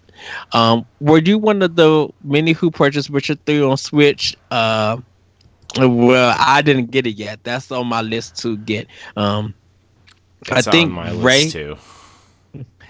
Yes, I think Ray got it or not yet. I don't know. I'm not sure. I know I bought it for Xbox and I played it for about an hour and then I ended up selling it again because I'm like, this game is way too big and I have zero time for it. Yeah, I own it for PS4 and Xbox. So I just need to finish it, but I do want to play it, get it on Switch, for it. So, but that's kind of cool, kind of showing how something that really got laughed at, but people were excited and just like, I'll try it out. It really sold Switches, like, which is crazy. Like, this game also sold Switches, and people are still playing it on Switch and really enjoying it. I'm excited for this. Next weekend already it will be. I mean, basically just to hear and see how sales and stuff go over Black Friday and all that for everything, honestly, for all the consoles and games and stuff. Because there's a big swath of the population that waits until for Black Friday to get games and stuff like that. So it'll be interesting to see how the sales go this year for Switch and stuff. Yeah. Yeah. So, That's it, everybody, for our news bits. We're gonna get into our question corner. Corey, do you have the questions for us? Just the one from Twitter that you have. I don't really have it in front of me. Hold on. Let me. I kind of. Well, I didn't really like. I sent the thing out for Twitter, and then I didn't post it on Facebook because I was trying to get everything else set up for the socials for Boss Rush, and then I didn't ask the question. So okay. that's my fault. We'll have more questions next week, but let me pull up the one on Twitter from friend of show, Hypecaster, aka Antonio Guillen. Which, by the way, I love Antonio. I know I want to get him on here, especially because, like, in the next couple months, his wife and him are having a baby. So congratulations on that, Antonio. Nice. You're always welcome here. He's such a dude. He's so funny and so fun and has a great personality. Like, the internet needs more of him, and I know he's been kind of doing it on his own recently, and I know he does stuff for Nintendo Village, I think. Some stuff for them. But the internet needs more Antonio, and I hope we can get him on here at some point before his baby comes, because he's just a great dude. Yes, he is completely amazing. So, Antonio's question. Oh, go ahead. Oh, I was just gonna read it. But if you want to, but he asked us what our biggest disappointments of gaming in 2019 are. I mean, besides the fact that I didn't get to play a lot more games than I wanted to, yeah, that's my biggest disappointment, is that I didn't get to play as many games. But I don't know. I kind of I did a lot of waiting to see how games would turn out, in terms of reviews and stuff, because I didn't want to spend the money that I didn't have to on games, and with Game Pass and EA Access, it kind of makes it easier to weed out the bad ones and wait for stuff. But I think for me, Anthem would probably be that game, just because in the Division 2 in a lot of ways, those two games are games that I thought I would spend a lot more time with, and I just didn't.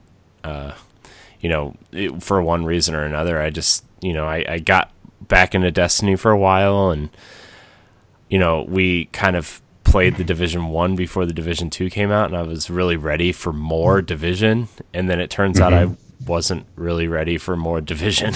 It's kind of, for me, that first game kind of, did a lot right towards the end. Yeah. And then the second game was just more of that, and I thought that I wanted more Division, and I guess I just didn't, that was, and that's just a personal thing. I was kind of disappointed that I wasn't more into the Division 2. Not that the game was disappointing itself. I wanted to be more into it, and, I wanted to be more into Anthem. We had a 8-episode run of a Anthem podcast, that Jesse and I were doing, called Javelins for Hire, and I was really wanted to be into it, and it just didn't happen. So I don't know. Those are kind of the two for me. In that I wanted to play more games and finish more games. Those are just personal disappointments. I wanted to finish more games, and like I said at the top of the show, making fun of Ed for not finishing Breath of the Wild. I only finished one game this year. Finished one game, and that was Gris, and that came out last year. Which, by the way, is a fantastic indie game that you guys should all play, and it's on sale on Switch right now. Yes, it's such a beautiful game, and and I loved it. I took so many screenshots in that game because of the way the art looks.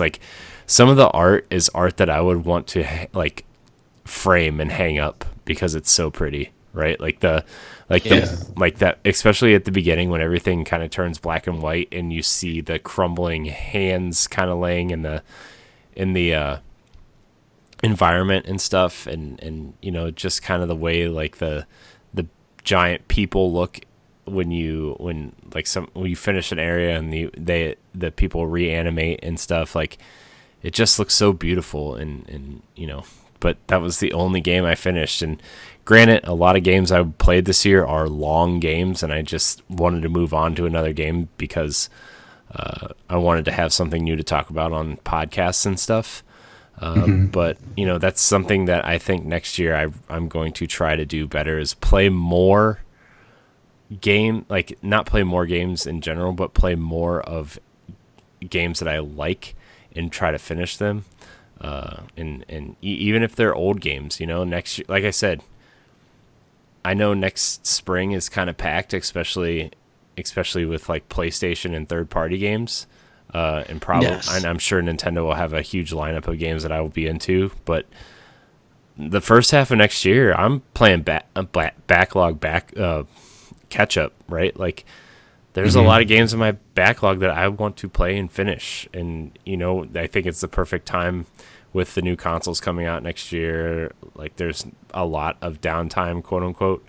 And, you know, there'll be stuff on Game Pass like Bleeding Edge. I'm sure Jesse, you and I will play a little bit of, and already have it installed. Yeah, and Wasteland 3 looks Nice. Wasteland 3 looks cool, and I think Grounded from Obsidian looks kind of interesting. So like, there's stuff on Game Pass that, you know, we'll play for content for YouTube or whatever. But Yeah, because I still want to try do that show What's on Game Pass, where we just kind of record and play the stuff on there.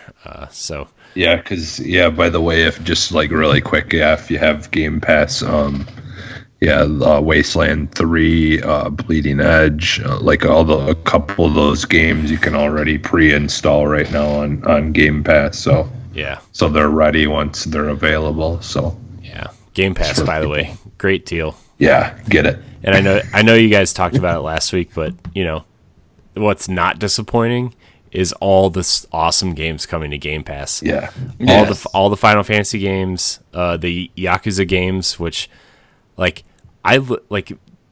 no joke, they're all on sale on PlayStation, and I really wanted to play 0, 1, and 2 Kiwami specifically, because those just seem like the best place to start, right, with the beginning.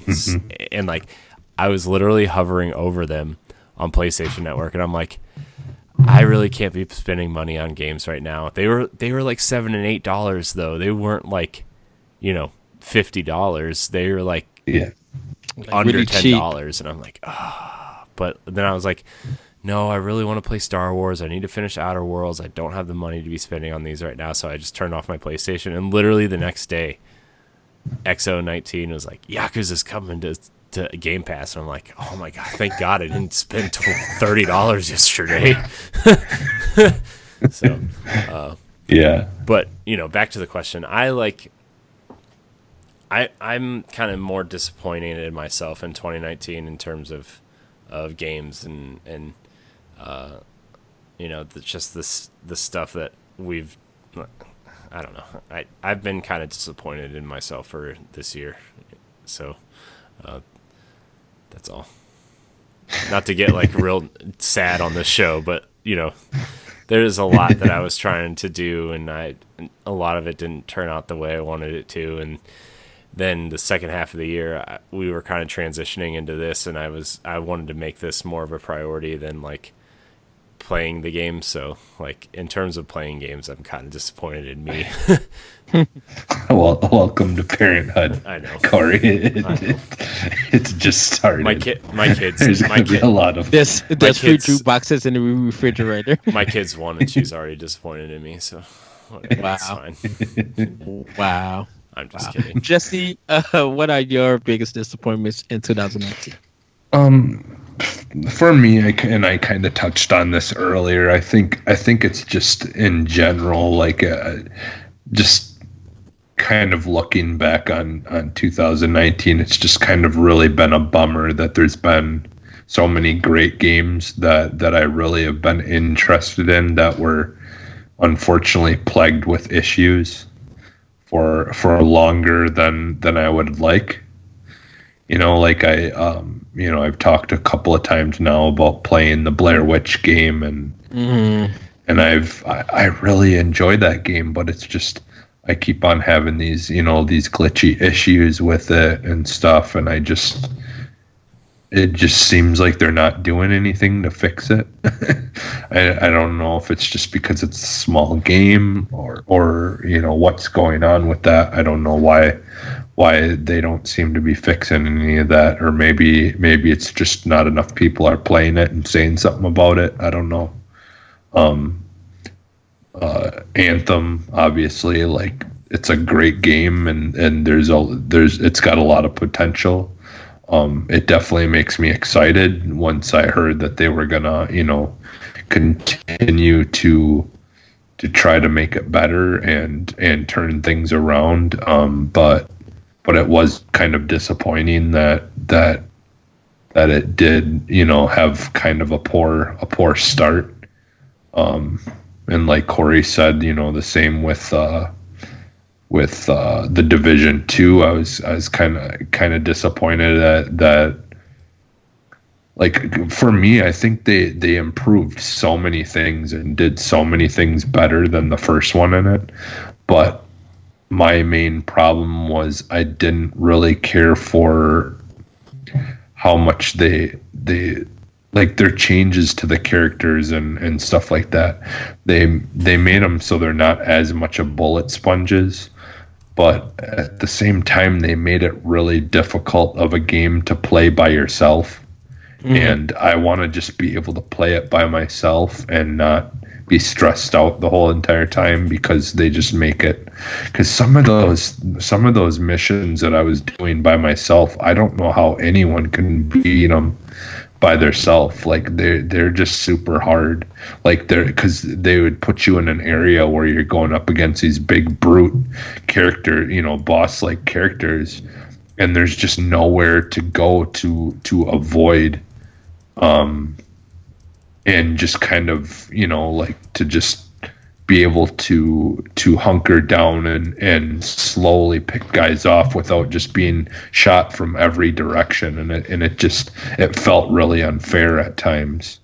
I think that for me was a kind of a breaking point for why I kind of lost interest, because if I couldn't play it by myself, there's not really much reason for me to play it, because sure, we could eventually, sometimes I could play it with friends or whatever, but I don't want to be stuck having to only wait until people are free to play it. I want to be able to progress on my own when I feel like it, and I just felt like I couldn't really do it with that game that much. And it's not even that it's too hard. It's not even that it's hard. It's just, it's more unfair than it is hard, difficult. Because, like, I've played Sekiro and stuff like that. I'm fine with difficulty. Yeah. It's just, it's got to be fair, though. And I felt like it just didn't feel fair at times.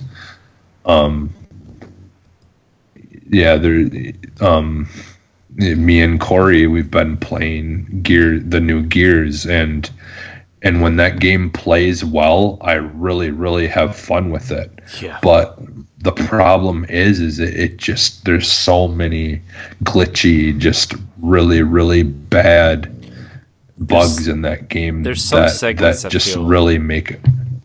Oh, sorry. Go ahead. There's some segments that just feel really unbalanced, right? Yeah. Like, sometimes you'll shoot a guy in the head, and like they'll do the Gears thing where their head explodes and you feel really good. And then there's other times where you unload like 2 or 3 full clips into guys and they just won't die.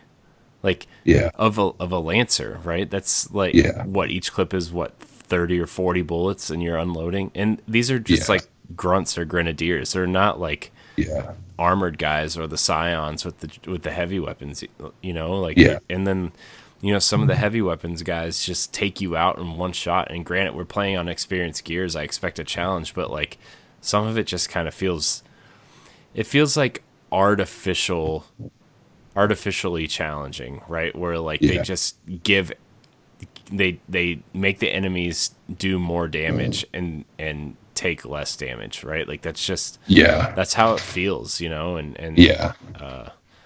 you know. Our major thing was we kept getting killed through a wall by that one big the one big creature that can shoot the things off of the end of its tail. It kept killing us through walls. Yeah, we were literally hiding in a building because there's two buildings that you can hide in from it, right? And like we would be inside the building and it would shoot like we could see where it was shooting, but it wasn't near us, and like the tails would explode and just kill us. Like we would just explode.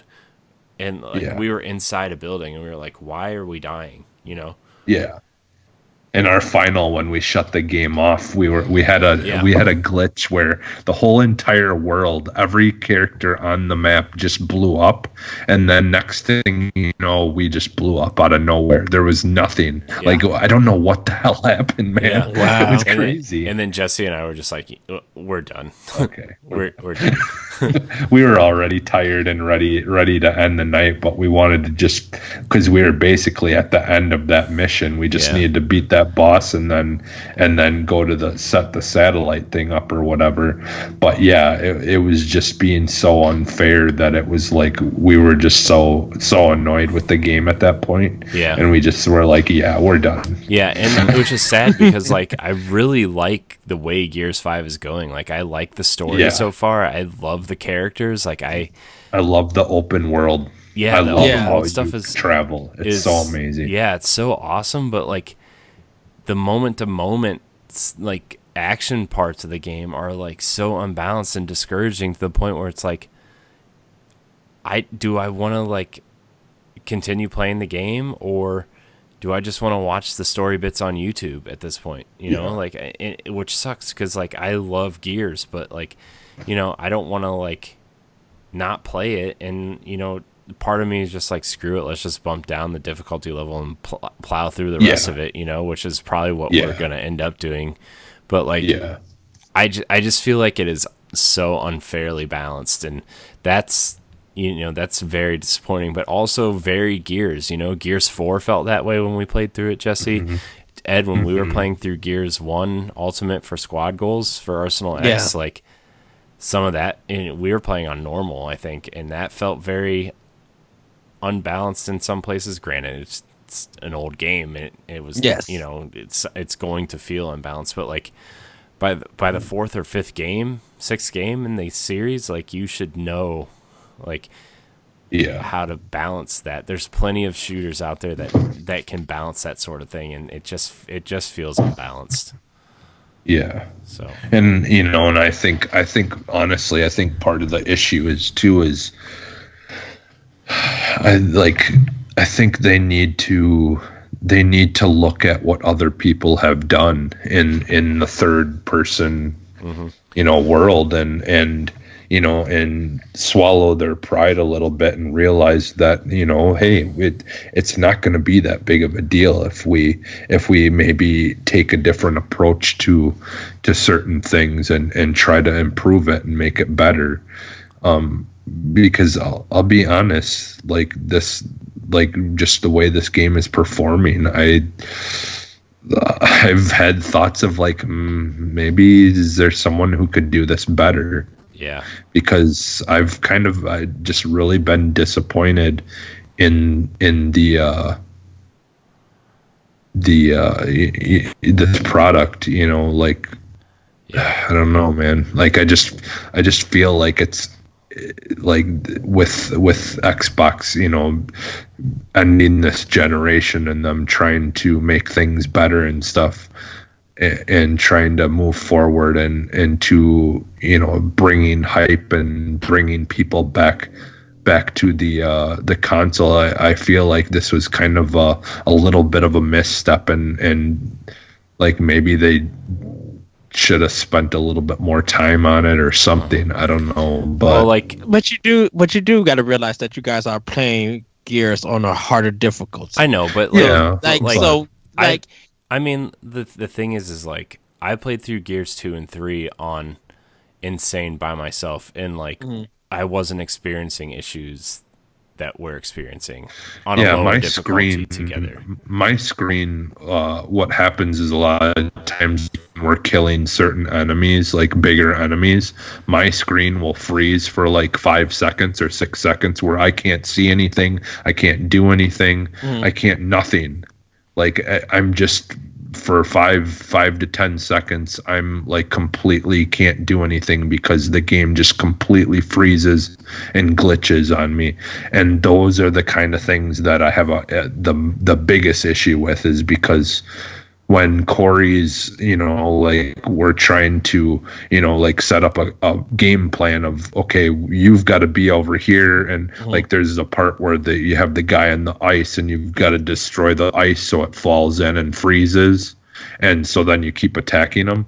Like what was happening is sometimes when he would go into his thing where he's hallucinating and so he can't control his character and I have to do everything. I have to take care of it by myself for a little bit. That's not a great time for my screen to freeze and me to not be able to, react like for a couple of seconds or whatever. And those are the kinds of things were happening. Which is weird that you're having that you had those problems and I didn't. Like I had none of those problems. It's because we're playing multiplayer. Yeah, I think a lot of the issues. I feel like it's a major issue that's only plaguing the multiplayer version of that game. Yeah. There's still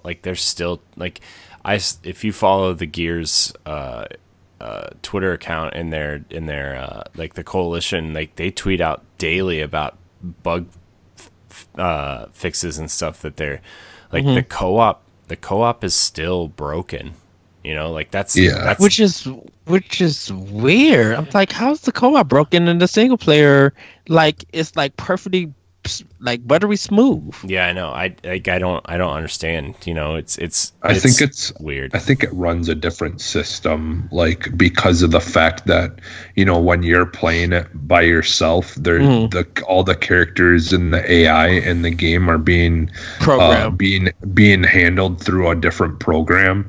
Whereas when you're playing multiplayer, it's almost like a completely different system. I think. And so I think there's issues in that co-op version of the system or the game, that you're playing. Yeah. Because I feel like it's two different completely almost programmed games. Like I'm sure that a lot of that same stuff can be put, is put in. So there's not like they're making two different games, but there's still a lot of coding that's completely different in that version. You think the coding is messed up? Yeah, I think there's a lot of coding messed up with how that game runs. Yeah, I mean it's not just co-op either. Like it's horde stuff is still kind of messed up too. I think that's been more their focus than like a co-op campaign, especially because like I think a lot of people, if you're gonna play the Gears campaign, that's literally the first thing you do, and then you go play horde or you go play multiplayer, and that's kind of where their focus is. But I like the co-op. I feel like is very broken, and maybe that's why we're experiencing so many issues. Is because like the bugs are there, right? Like, and no pun intended. Yeah. But when we're fighting big bug monsters, there are bugs plaguing us to death. Yeah. So literally. So I don't know, but yeah, maybe that's probably why a lot of people who do like Gears 5, they played it single player. Yeah. And so everybody's just like, well, that's the thing, and again, it is a great game. It's an amazing game, but it's just those issues need to be fixed. Yeah, when it works, it's a fantastic game, especially co-op. But like when it doesn't, it really doesn't. Like there's some games where like you're playing co-op and you can understand like, oh man, this is wonky or whatever, but you can push through it. This is literally stuff you can't push through. It just sucks because it hinders the game. Yeah, and that's disappointing because Gears is such a fun co-op experience. Yeah. Okay. Was that all, Jesse? Yeah, like like I said, it's been a mix of a lot of little things that have just kind of really been disappointing as far as like whether it's games just not getting the time they need or whatever it is. It's just kind of really been a bummer that I don't know if it's more of the games that I'm interested in this year just happen to be plagued by bugs, or if it just feels like this year is just, there's been so many games with issues coming out, and I don't know. Hopefully that changes next year and next generation. I highly doubt that. I really highly doubt it. Well, some of my biggest disappointments, definitely Bethesda and Ubisoft at E3. What were they thinking? They were like kind of boring, kind of tiresome. They didn't really offer anything. In a sense, like watching it, like I did enjoy it, but it should have been more there. And it's just like we love the Xbox conference, how they started off E3. They clown with that. Of course, Nintendo like blew the roof off, like just blown everybody with all their reveals and everything. And Square Enix, they had some good reveals, but like Avengers was disappointing. That really didn't hit it. EA, everybody kind of tuned in to see Jedi Fallen, and people waited.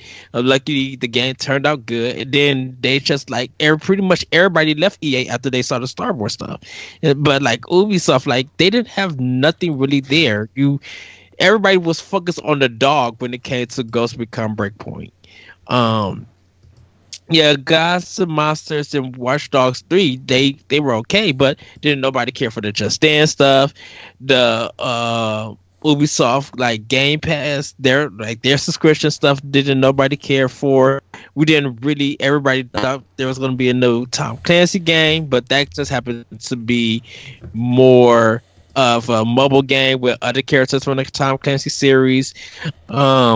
We still haven't seen anything about that TV show that they were doing. Like, didn't nobody care about that? And then Todd Howard's apology for Fallout 76 felt half-hearted. The only thing that really a lot of people really came out of it was the one lady who's making the game, the Ghost game. Like, people really were happy for that. But then everything else just felt by the wayside. So like that's a shame that the PC gaming conference outdid Bethesda, and like a lot of you could go watch our ED discussion, and a lot of the games that I was on my list that wasn't Nintendo was kind of from the PC3 conference, and I don't even play PC. Yeah, one of them we've been playing co-op and enjoying that Remnant from the Ashes. Like, such a good game. Like we seen it, and I'm like, whoa, I had to have this. Like half of the PC conference I definitely enjoyed. And like it was just wild to see that Bethesda and Ubisoft dropped the ball hard. This year. Definitely after Microsoft just came in and clown, like with the announcements of Tennis City and Exile, seeing like the Halo Infinite trailer at the end, Cyberpunk and Keanu Reeves coming out. Like Microsoft snapped that E3, and of course Nintendo like overshadowed them with their releases. But it was just like to see those two like just be a big disappointment. I was just like, wow. Another one, State of Play wasn't good this year at all. Like it came, it went, and it did nothing. Yes, The Last of Us 2 was announced, and they just showed more CGI trailers with a little bit of gameplay, but it didn't stick for too long. And like State of Play really became not memorable. Like no one can't even think about what was shown at any of the State of Plays, and that's kind of sad. Like they did like a big disappointment for Sony. Didn't really push anything this year. Well, they've been kind of just focusing this year on the VR stuff, because that ultimately is like really been, carrying them through the end of this, this Yeah, console. VR had a good bump, but like they didn't push Death Space on. They didn't push Concrete Genie. They probably are pushing Death Stranding. I really can't tell, but it was just like, what are? I understand that you're getting ready for your next generation and for your system, but push something like market, like Sony didn't let anything be marketed. Like Days Gone came out and got forgotten. People didn't even realize Concrete Genie came out. I'm like, this is a first party game, and Sony treated like it's a stepchild that they didn't want. And it's just like, really, like that was a big you sold 100 million PlayStations, PS4s, and you didn't do anything to promote any games for that system this year, to do any kind of like recognition.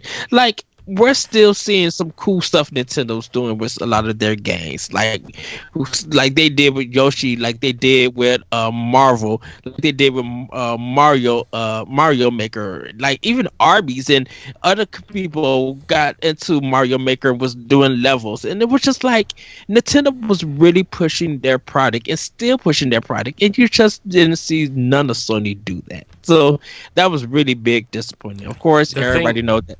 Oh, go ahead, Corey. The thing, like you were talking about Sony, like when, what was it, when Medieval came out? Yeah. Right? Like, they didn't have anything on the PlayStation blog. They didn't have anything through Twitter or Facebook about it. But they were talking about how they sold so many they were talking about PS5 something. They were talking about, what were they talking about? I think they were talking about the controller at that point. And it's like, why aren't you talking about, like, people who bought a PS1 had Medieval probably at some point and probably liked it. Like, I know it's not as big as Crash or Spyro, but people like Medieval, right? It's obviously somebody thought it was a good idea to remake it because of nostalgia factor, right? Like, promote it. Like, tell people it's out, and yeah, it's sad because like there was a rumor going around that studio that made it might be in trouble in terms of staying open because like Sony just kind of, their game didn't sell, and it's sad to see, and like Concrete Genie was a game that was kind of marketed towards VR, and then they changed it a little bit, right, to play as like a normal game, but it has a VR component. And like that game is like, to me, Concrete Genie is like one of the most interesting things Sony's put out since God of War, for me personally. Just in terms of like what it's doing, and the art style looks cool, and like the message in that game is really strong because it's like, it's about bullying, and like, you know what I mean? Like it's like an anti-bullying message, which is really cool. And it's just, I don't know, man. I don't understand what Sony's getting at when they're like, and I know there's a lot of changes going on there, but like there needs to be, one hand needs to be talking to the other, like their social media team doesn't seem to be talking to their PlayStation blog team, and they're not talking to like the higher ups to see what games they should be promoting through these channels and whatever. Like, it's just, Sony's promotions and stuff seems to be like really out of hand in terms of smaller stuff. Like, you don't see them promoting indies anymore. You don't see them, they have like third party kind of marketing, but you don't even see them really promoting quote unquote Call of Duty anymore, right? Like, I mean, I know Call of Duty kind of sells itself. And they have an exclusive for a whole year for that game. Yeah, for half part of the Spec Ops thing. Like, it's just like I understand having a Kojima game is a big deal, but like you need I know PlayStation is kind of approaching their system a different way from what Xbox and Nintendo are doing. But like, you still need to give some credit to these smaller games, like exactly. Like Dreams is another example this year, right? Like it came out in early access, no blog posts, no promotion through social media, now Media Molecule is trying to have internal teams build levels for their early access people because that game doesn't even have a release date yet, and Sony won't talk about its early access, right? It's right, and people pay what? Wasn't it $40? Yeah, it's $39.99, and for what was it again? Dreams. Sorry, Dreams. It's their game creation. Yeah, thing. no, I was gonna actually bring that game up because I honestly think that game should be in the running for game of the year. Honestly, I would pick that over Death Stranding any day. For if I was gonna pick a game that's exclusive to Sony, because if you want to talk about a game that's based around an artistic kind of game, in my opinion, hands down, nothing can beat something where the the sole purpose of that game is to create games. I mean, that game looked amazing when they came out with it, and it it's really disappointing because Microsoft had that as well. Yeah. they had that game, and then it just completely got canceled. And right. Unfortunately, we're seeing kind of the same thing happening with Dreams, where it's just not getting promoted. And I honestly think that it's a must-have if you have a PS4. And Sony could do so much with Dreams by promoting the community of people who are making stuff for that game. It's literally even though Nintendo don't promote people for making Mario levels, they did show you could go on Twitter and see a lot of people making levels for it, and you can see a lot even developers of indie games have made a level, and it's getting promoted, it's getting talked about, whether they do it or maybe Nintendo recognizes it and maybe they will throw it out. They'll be like, hey, here's a code from Playtonic, you guys should check it out. Sony should be doing that definitely with this community. Be like, hey, we got some YouTubers and some streamers who made this cool level. Go check it out. Sony should be able to do that. See, that's the thing is, I think I use for making the music and stuff that I use this program called Fruity Loops, and they have a a YouTube page where you can go and you can watch different things where they teach you how to use certain things or do certain things with their program. And there's a whole community of musicians and people out there who also make videos do their own things, and they talk about how to use Fruity Loops and stuff like that.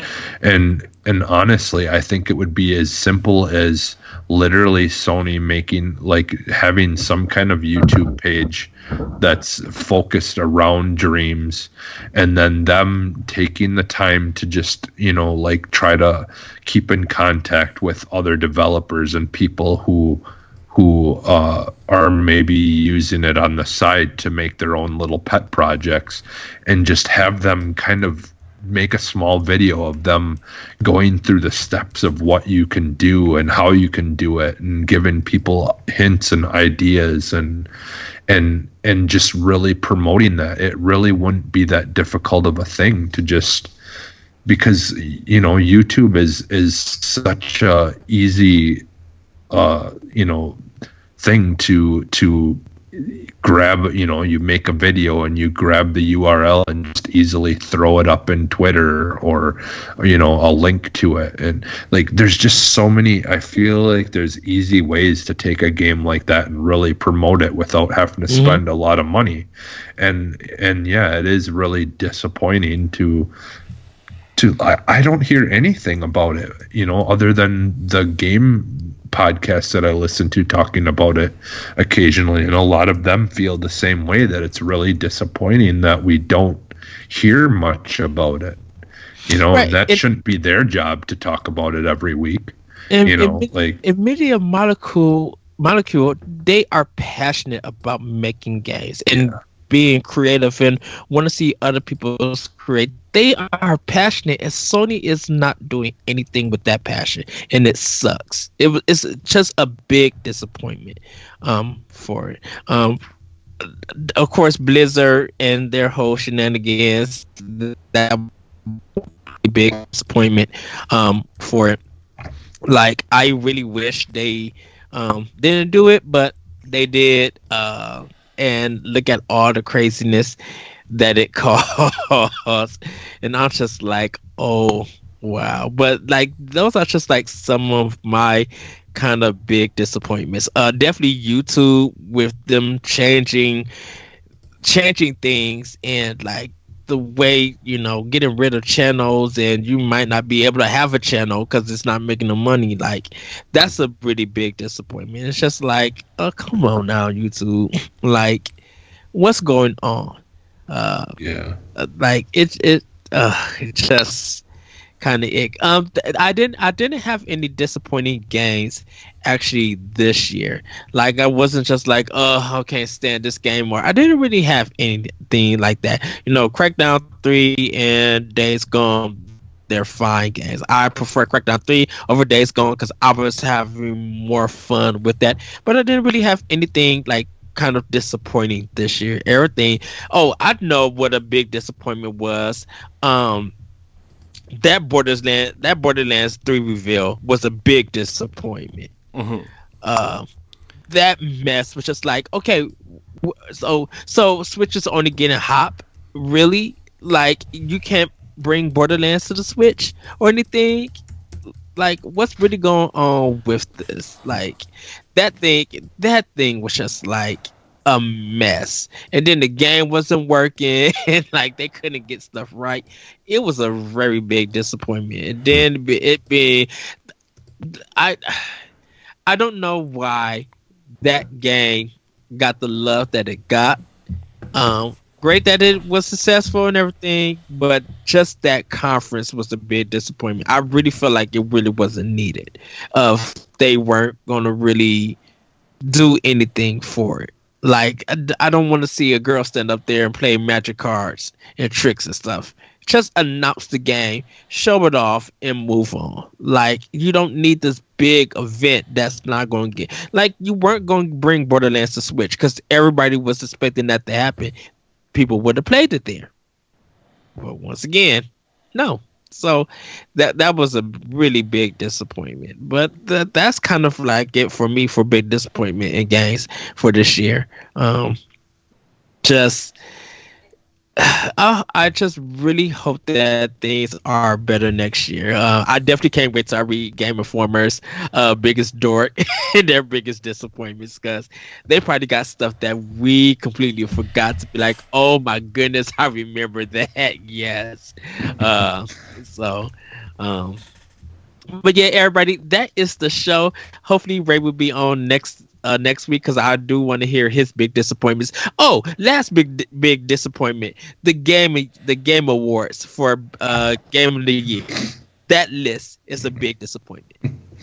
Yeah, Like, well, I mean, the internet has a lot of things to say about that too. So yeah, I'll be watching it for the reveals, but best family game is all Nintendo stuff, and like really, like Nintendo killed it this year. They have two of the probably number one games or battling out for game of the year.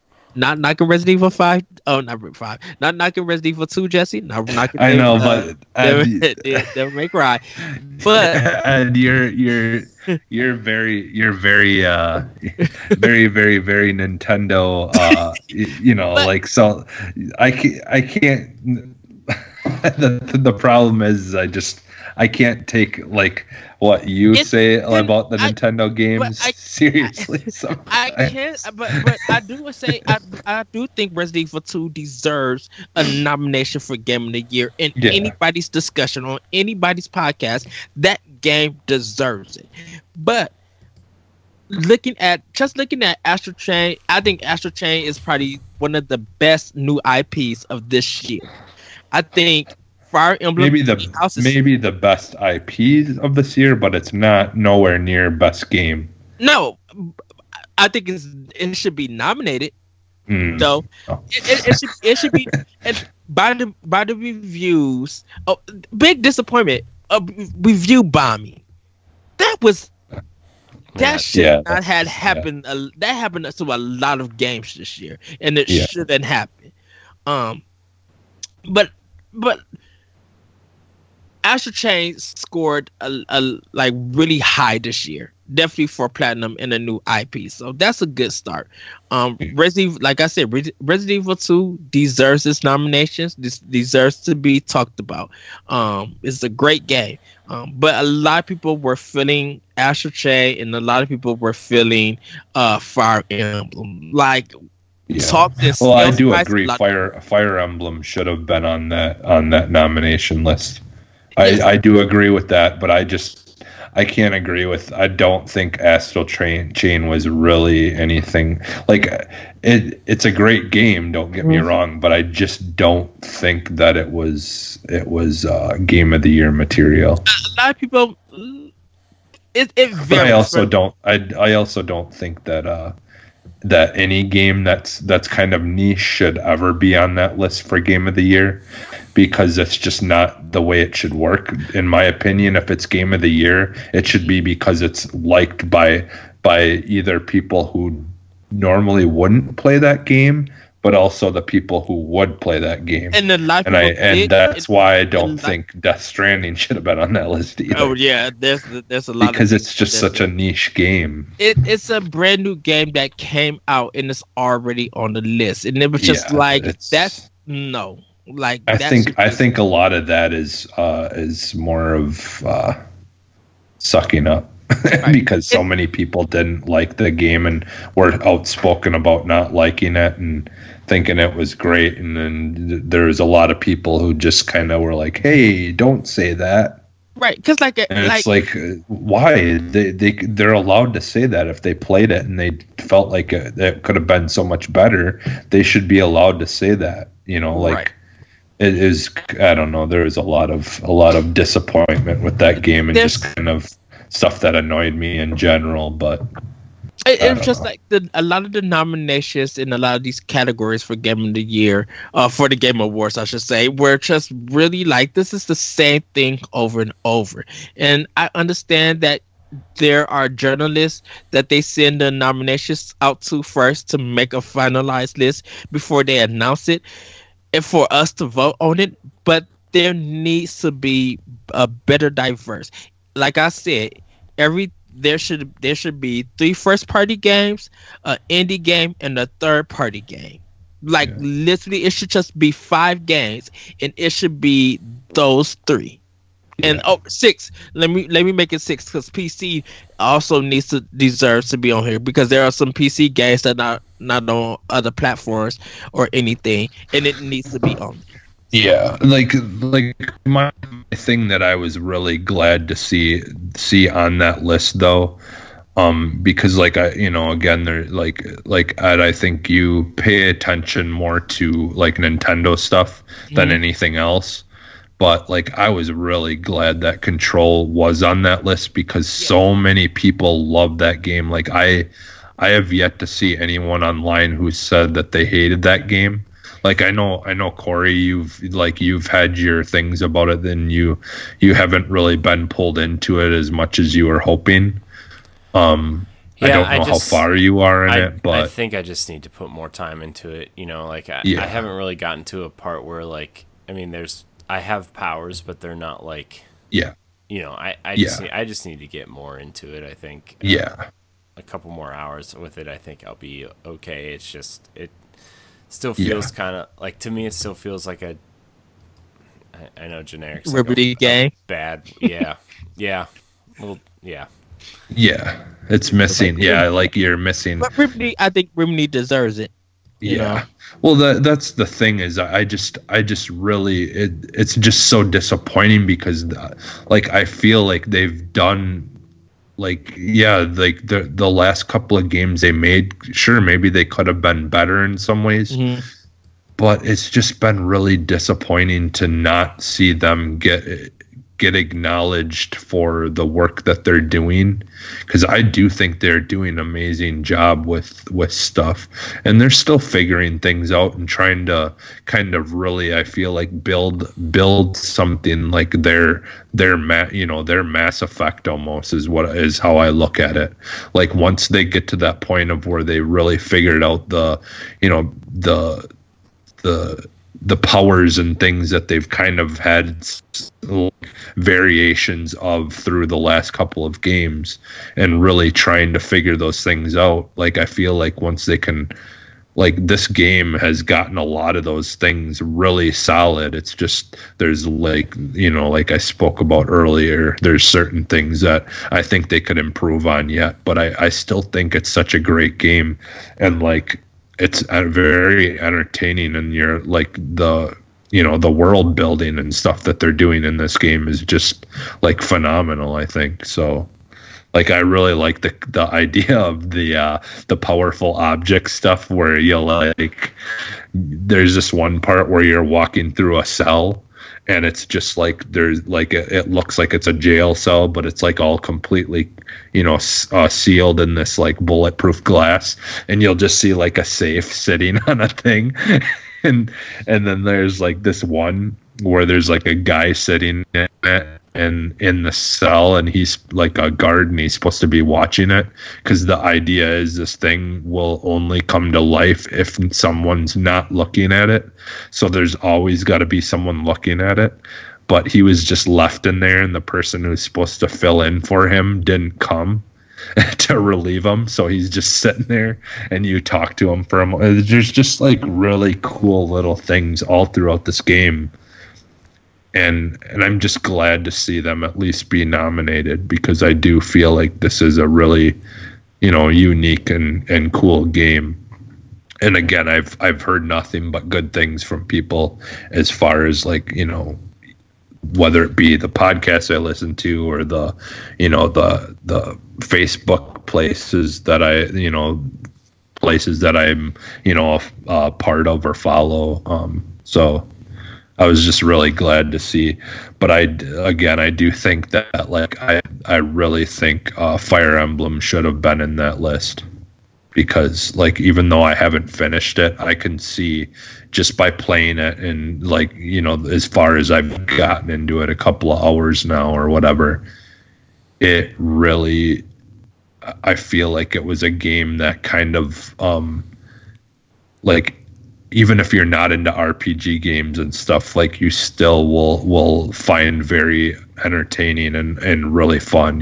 Like it's a game that everyone can enjoy, regardless if it's not the type of game, or if you've never played any of the other ones like me. I've never really played Fire Emblem games for the most part, but I really enjoyed that one a lot. So yeah, it was kind of disappointing to not see them in there. But yeah. So everybody, that is going to be the show. Thank you guys for joining us here on Boss Rush Podcast. Let's get into some plugs. Jesse, where can we find you? You can find me just about everywhere as Phantom NXS. Corey, where can we find you? You can find me at CoreyNHD713 on Twitter, and CoreyNHD on Instagram and Mixer, and also Nintendo Power Block with Eddie V. Yes. You guys can find me on Twitter at ThatRetroCode. You can find me on Mixer and on Twitch at The Lyrical One. You can check out Optional Opinion on SoundCloud. And soon you'll be checking out Optional Opinion here on Boss Rush Games. I gotta try to get there to say that right. I take my time, because it's gonna be like Boss Rush.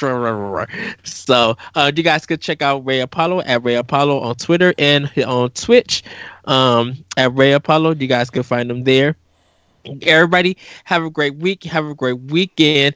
have a great Thanksgiving. Get some gaming in. I still want to see what everybody's playing. So hit us up on our Twitter and our Facebook page. We really want to know what games you guys are getting and the food that you're eating. Like, or if you're going to be doing some Black Friday shopping, we want to know what games that you guys got. All right.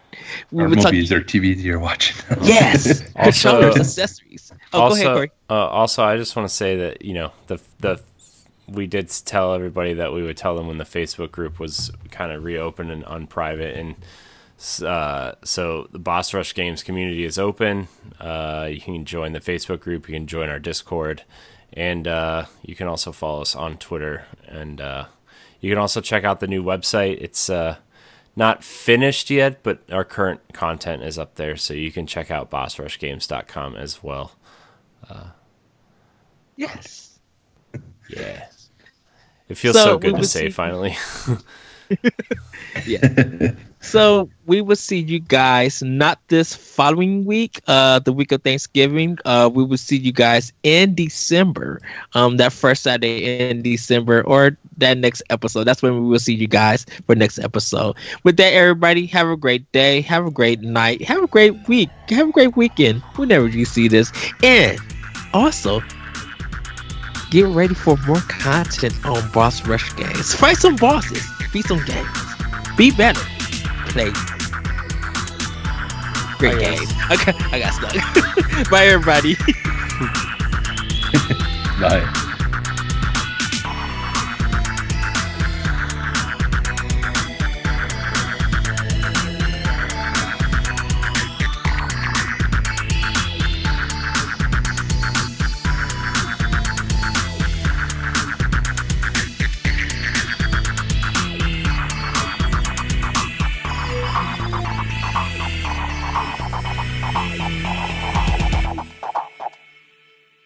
Wow. Really stuck that landing, Ed. I couldn't think. I was trying to think off the cuff.